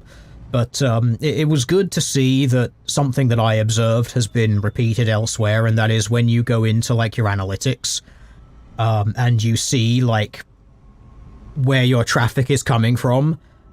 And I think it was Coach Red Pill who said it, Gonzalo Lira, if you don't know who that is. He's got a channel on YouTube who basically pointed out he had the exact same thing where his analytics basically went from about like 80% of your traffic coming from unsubscribed people, which means YouTube is putting your stuff out actively in front of people who aren't subscribed, so you're garnering new views, to basically the complete opposite, which is what happened to my channel as well. It's what happened to loads of people's channels who were producing similar sorts of content in the late 2010s. They basically went from most of their views coming from unsubscribed people because they were being actively shown to people who were not subscribed to them, thus garnering audiences, to basically a axe coming down and almost all their traffic only coming from people who are subscribed. Like, it's like to the order of 90-something%, which is basically like, yep, this is a finger snap, this is something that YouTube has put onto your channel. There's no other way of looking at it. It is a switch that gets flipped on their end that basically says, stop showing this to people. And that's just how it works, unfortunately. And so, this is part of that's sort of part of the plan of just completely separating brands and whatnot. It just enables me to sort of escape some of that. And it's interesting that all the other channels on the same platform continue to grow because they haven't been shadow banned and censored by YouTube, and how the exact same content, because there was a brief period of time when I uploaded the I Can't Even News stuff to the main channel and the I Can't Even News channel. It was fascinating how it resulted in net growth on that channel on YouTube, but net loss on the main channel, and how all of the exact same content continues to grow on every other website except this one website on this one account. And you take into account like the Twitter leaks and all of that stuff where they basically confirmed, yeah, we shadow ban a bunch of people and screw them over so that they can't get any reach. Like, I'm sorry, if anyone genuinely believes that other companies like Google, YouTube, Facebook, Instagram, all these other social media things, if anyone is under the illusion that the other platforms do not do that, then frankly, you're delusional. They very obviously do. Which is really a shame, and it kind of sucks because now when you look at people getting big on YouTube or anything like that, you just sort of look at them and you're like, I don't know whether or not your success is actually earned or deserved, because it's such a controlled, walled garden that they run that it's kind of like, have you got this organically and grassroots because you actually deserve all of this traffic and attention that you're getting, or is it that YouTube is either not actively suppressing you, in which case you do deserve it, or is it that they are actively pushing you? Because you noticed this a lot when it came to especially the fall of what you would loosely call the rationalist skeptic, blah blah blah blah blah, liberalist, whatever the hell you want to call them, and the rise of what was called BreadTube. And it was like, there was very obviously behind the scenes collusion. We know this because excuse me, we know this because there was the leaks that showed that so-called breadtubers were getting corporate backing and government backing. This was proven. There was a paper trail that connected this. There were paper trails that showed that they were being fed talking points by these organizations. And these are, of course, the same administrations that have been shown, in the case of Twitter anyway, to have been influencing what they were allowed to post and what they were allowed to push. And so you take all of this together and it's just like, I'm sorry, I don't think that any of this is organic. This looks entirely contrived by a central platform. In this case, you know, YouTube. And so you see all of these things, and it's quite interesting that the so-called anti-SJW, all of those sorts of people, the only ones who are still around on YouTube are the ones who basically took a solid handbrake turn into being far-left progressive grifters. that they are the only ones who are left because they started towing the correct line. Which is really sad in a lot of ways, because it basically shows that they don't have a conviction in this thing. It's not actually a stance that they're taking based on the merit of the stance or on some pre-existing conviction that they themselves hold, but it's basically just like, yeah, I'm doing this for the money, screw you, I'll hold whatever opinion I'm told to hold, because my bottom line.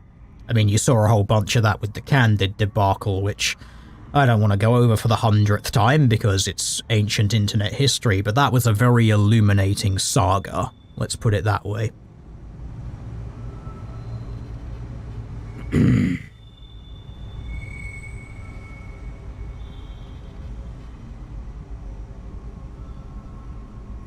Yes, there are history channels that have exploded in the last year. I've noticed that there's sort of an interesting thing. In the last few years, I've noticed there's a bunch of history stuff that exploded, but there was also a bunch of pop culture stuff that exploded as well. And it seemed to be stuff because it was like the only other place where you could vaguely politic, but not really. Because you don't really politic, you criticize media, shit media that has politics in it, and so you kind of inadvertently end up critiquing the politic. And I think that sort of stuff just ended up getting pushed because, hey, pop culture tags and pop culture popular, unsurprisingly, and I think that some of the history channels got caught up in that. But the other thing is, some of those history channels have now sort of started saying, oh, we're getting throttled now because they're not experiencing the same growth, because I think they touched on some of the same things, because they started doing basically like history in pop culture, and there was a bit of an overlap there, so they got sort of picked up in that, and now it's being dialed back because YouTube is like, oh, a bunch of these people that we didn't actually plan on getting pushed got pushed, so we need to tighten down the algorithm and screw those people over, because... Is there any time where a stream of mine does not just turn into me talking shit about Google and YouTube? It's far too easy to get me going on it, because it really annoys me, because I consider it to be abusive conduct on the part of the platforms that do it, and that's why it annoys me. Because it's basically a form of gaslighting abuse of people, because effectively the message is, well, no one wants to watch your stuff, what you're doing is crap, even though the exact same stuff does really well elsewhere, and it did really well up until a very obvious point where YouTube began interfering. And I consider that to be a form of abuse towards its users, and that really annoys me. Like, it annoys me when a massive multi-billion-dollar international corporation is effectively abusing its users.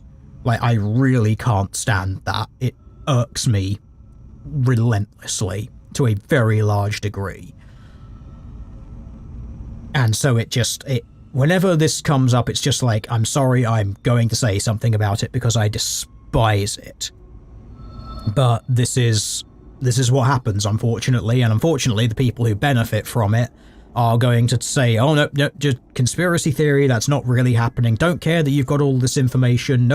Nope, big corporation didn't do nothing wrong. From the anarcho-communists who tell you big corporation good, just like they tell you big government good because government doing what I want.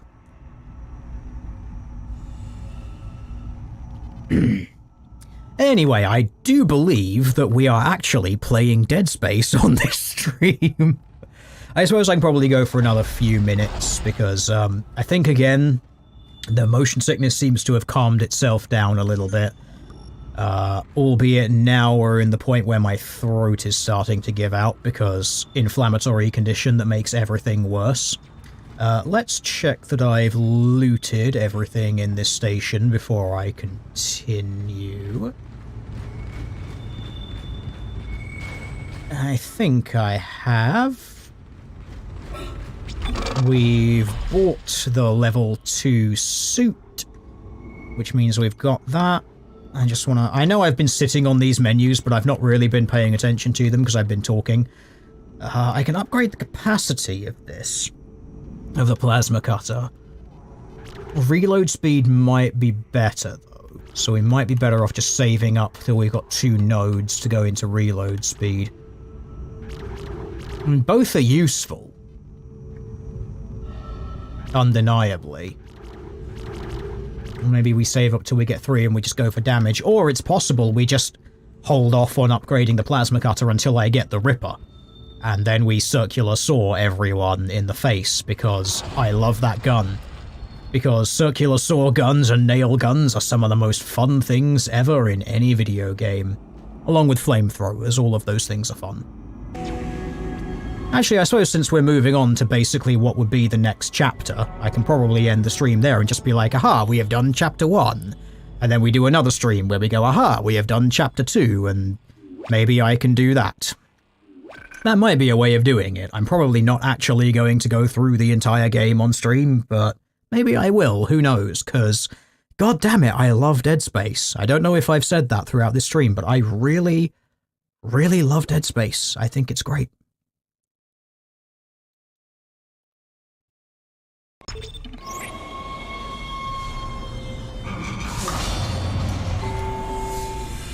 Yes, my medical condition makes things worse, but the WEF also makes things worse. And yes, chat, I will take you up on your offer. You will, in fact, own nothing in the future, and you will be happy about it. You will eat the bugs, because they are good for you. They are an excellent source of protein. Climate change is bad, and people need to stop owning cars. We need to stop farming as well, because farming is bad for the environment, somehow. There we go. I think that we've done it. I think we've covered all the talking points that we need to cover. Shh. Shh. It's all right, McCoy. He's here. Nothing to be afraid of. I knew you would come. Just like you said. I saved this for you. Yeah, I'm pretty sure the dude's dead. Ew, the physics. The physics, ew.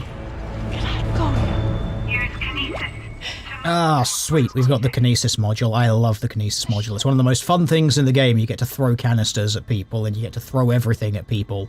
And it's great, and you get to cut off the big spiky limbs of the necromorphs and shoot them with their own things. You get to impale them to walls.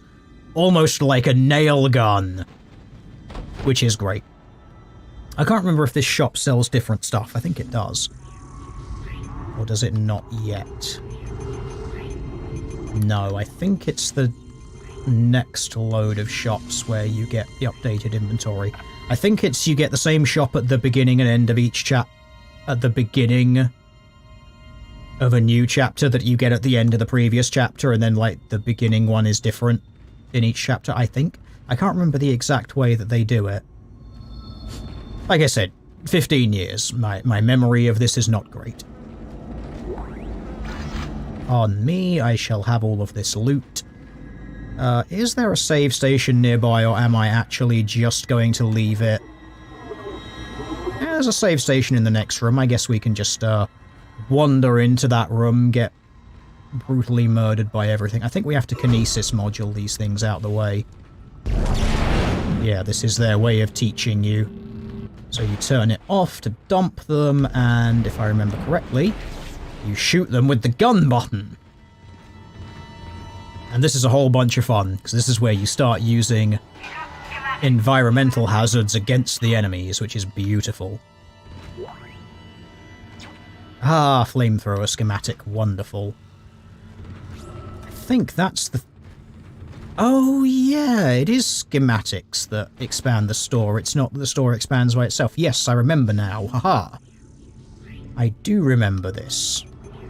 Now we get the very ineffective flamethrower, which is only really good for small trash as opposed to everything. Note to game developers out there, flamethrowers should be good against everything, because dousing anything that is alive in fire is very effective at killing anything that is alive.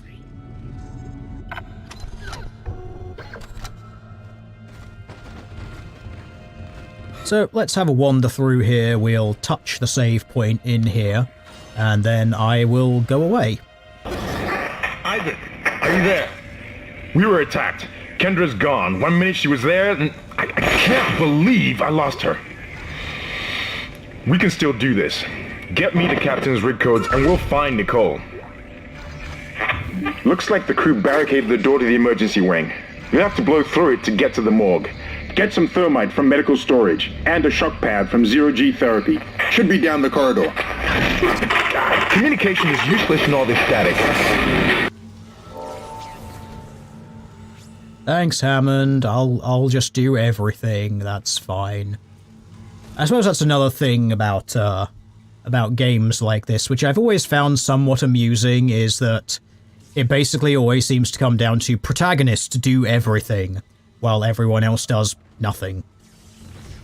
I suppose it's always like quite a fine line to draw in games, like how much you want the protagonist to do versus how much you want the rest of the cast to do. Because if the rest of the cast do too much, your player is going to feel underpowered and like their actions don't matter. But if your player ends up doing too much, you're just kind of like, everyone else on my team is dead weight. Which might be true if you're playing Dota, but is not true in all other video games.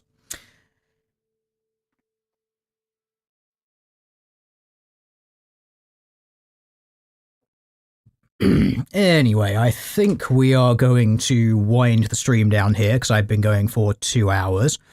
Surprisingly,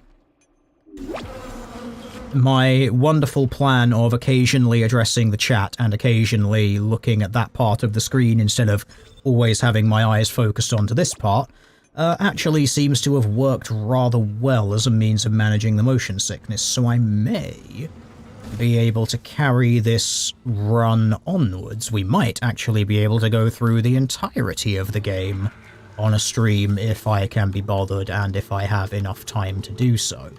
Which, wouldn't that be a novelty? TL Hirsch actually finishes playing games for once, actually goes through the entirety of a piece of content, as opposed to just whatever dumb thing he happens to be playing that particular day on a stream, and then you never get to see it ever again. Wouldn't that be interesting and just wonderful if I were to do something like that? Anyway, chat, I'm going to wind things down here, so final thoughts for people in the chat to get them in if there is anything you would like me to particularly address in the immediate sense. I suppose one problem is if I decide, hey, let's actually go through all of Dead Space because I want to see everything that's in this, or as much as I can, in order to compare it to the later one. So I suppose I'm going to have to. A part of me wonders why the hell I would bother doing that. It's not like I'm going to make any particular video content out of these things, because I don't do video game analysis, and I hate video essays because they're really just pretentious people having opinions and stating them with way too much sense of smug authority, when they actually have very little objective evidence for what they're saying. It all ultimately comes down to opinions anyway. And I'm not going to do that, but for my own interest, because I love Dead Space. I think it's really cool.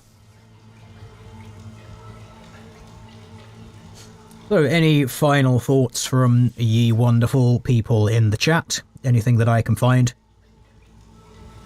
You cannot teleconnect and throw the enemies, only crates and boxes. Yes, it does seem a little odd that that is the case, isn't it? You'd think, like, hang on, this thing can pick up anything. Why don't I just pick up the living things? You can pick up their limbs, I remember that. You can pick their limbs up and shoot them at them, but not the actual living things.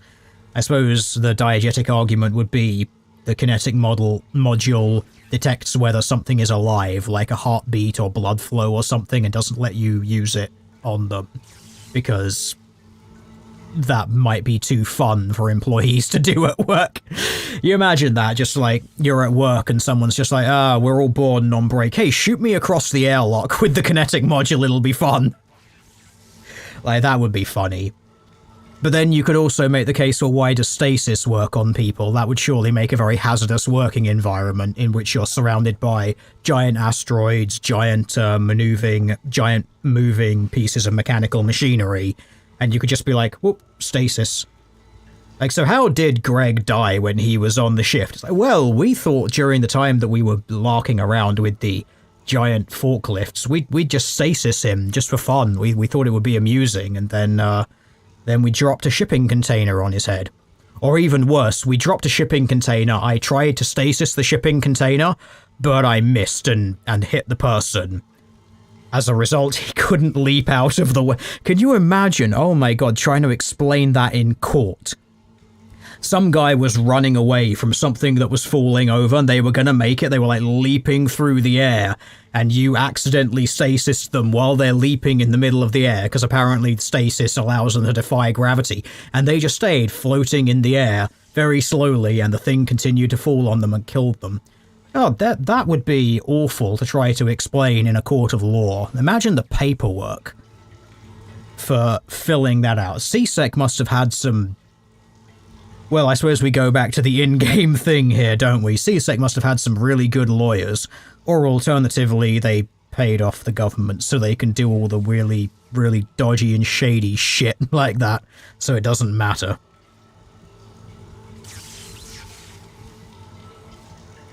Ah, yes, chat, of course, you can't pick up living things because of consent laws. Well thought out there, Batman. Excellent point. We do have to consider the consent.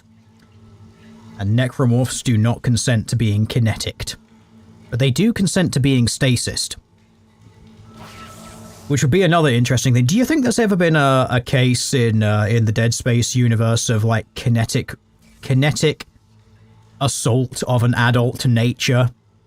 Kinetic grapes, as it were. Like, could you imagine if you used kinetic thing to grape, you know, on a bunch of grapes? We all know what I mean here, but the algorithm doesn't. I mean, I'm sure that's got to be a lawsuit that's come up at some point.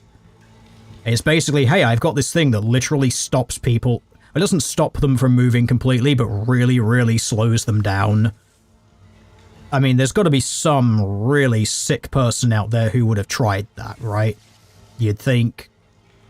I don't know, I guess maybe because they're a giant corporation with the government in their pocket, they just paid it off or something, but, oh yeah, that would be another lawsuit and a half or something awful to try to explain in a court, wouldn't it? If you stasis water, do you drown or walk on top of it? Excellent question.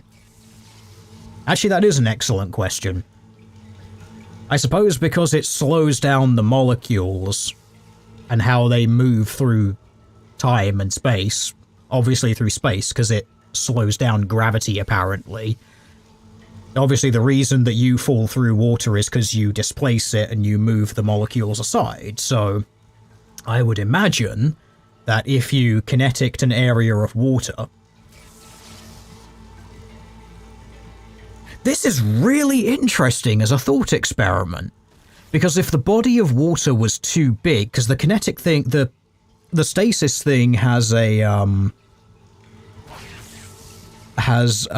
range to it. It's got like a sphere of influence from the point that you cast it. So you would slow down the water molecules within that sphere of space, which would effectively turn them into not a solid, but it would basically, I suppose from a physics perspective, it would have, I suppose it would more or less turn it into like a non-Newtonian liquid, almost. You know, that sort of thing where it turns the liquid a little bit harder. Or it would have a, yeah, I suppose it would, and also if you impacted it on top of that, because of how much slower the molecules are moving, it would be more like thickening it. So I suppose the stasis effect on a liquid would basically turn a small area of the water into basically a non-Newtonian fluid, which would mean the harder you pushed against it, the harder and more solid it would become. So it would basically be like turning an area of water into, yeah, like I said, like a non-Newtonian fluid. That's really interesting to think about, but then how would that behave in a large body of water? That's really quite a fascinating thing to think about. And this is just ideas off the top of my head. I'm trying to think if there's anything else that might happen there. This is the sort of thing that it's going to actually take me a really long time to think about all of the implications of it. And I'm not even a physicist, and I'm going through everything that I know about it. Maybe ask Thunderfoot, like, I'll show him the stasis thing and be like, if I cast this on a body of water in real life, what would happen? Because he'll probably know. He does a lot of physics stuff. But, yeah, the way I'm imagining it, it would just turn an area into a non-Newtonian sort of fluid, where if you walked on it, it would momentarily appear to become harder. Which would mean if you cast it in water, you would drown someone, because the more they fought against it, the harder it would become, and so it would hold them underwater more. But that would also mean that you'd be able to walk on top of it, because it wouldn't freeze it completely solid, because that's not what stasis does. Except in the new game where stasis does it when... Because I've seen that video clip where some guy casts it on Isaac and it completely stops him from moving. Which seems like a law-breaking thing, but it's possible that there are different kinds of stasis in the remake, or that it's a very heavily upgraded stasis, which is not actually a full freeze, but is like 99% slowed, which visually appears like a freeze, but isn't. I don't know, I'd need to look at that more closely. That's something, maybe we can cover that hill when we get to it.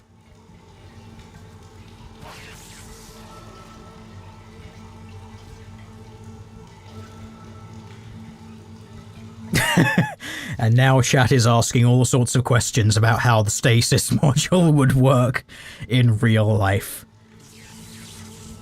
Chat, just... ask a physicist. I am not a physicist. I have attempted to answer a slightly silly physics question in the best way that I'm able to immediately off the top of my head. Who knows, maybe I'll come back on a stream in another week and be like, hey, you know that answer that I gave you last week? That is all complete and utter nonsense. Here's what would really happen, because I've had a lot more time to think about it.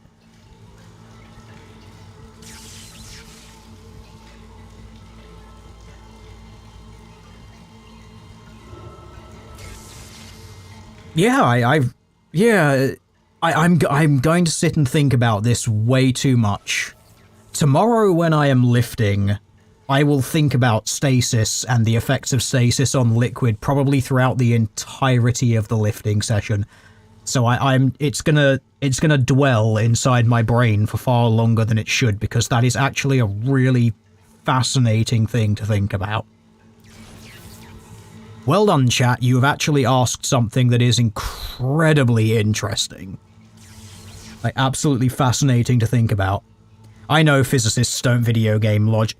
Oh, don't ask the game theorists. They're very questionable in some of their answers sometimes. Like, people have tried pointing out to them times when their physics or chemistry calculations and whatnot are completely wrong, and they don't bother correcting or retracting. They just basically ignore it.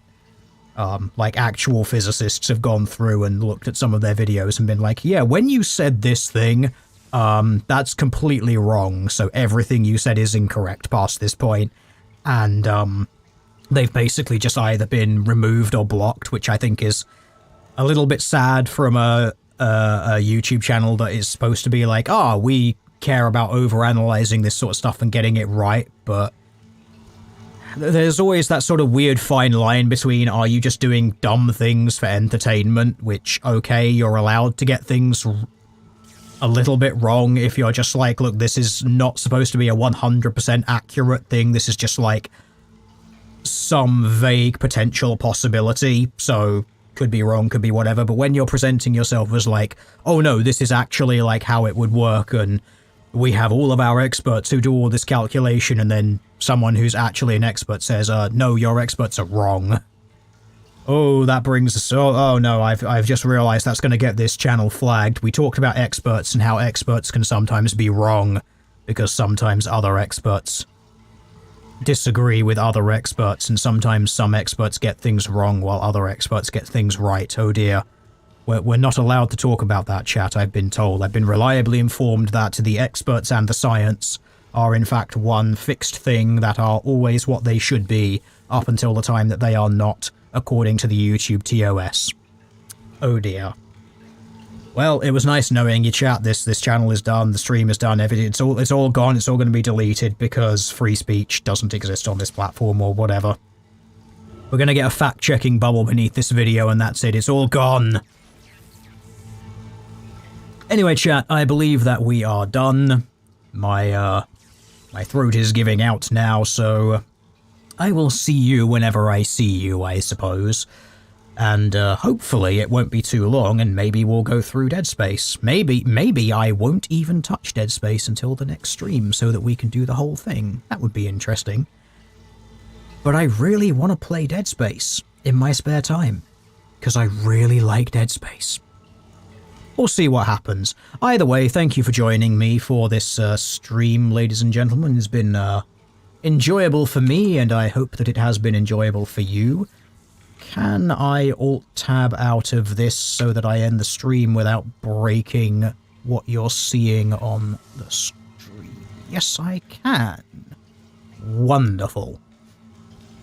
Anyway, chat, I will see you whenever I see you. Thank you very much for joining me, and I wish you all a pleasant whatever time of the day that it is for you. Thank you for joining me, and I will see you the next time.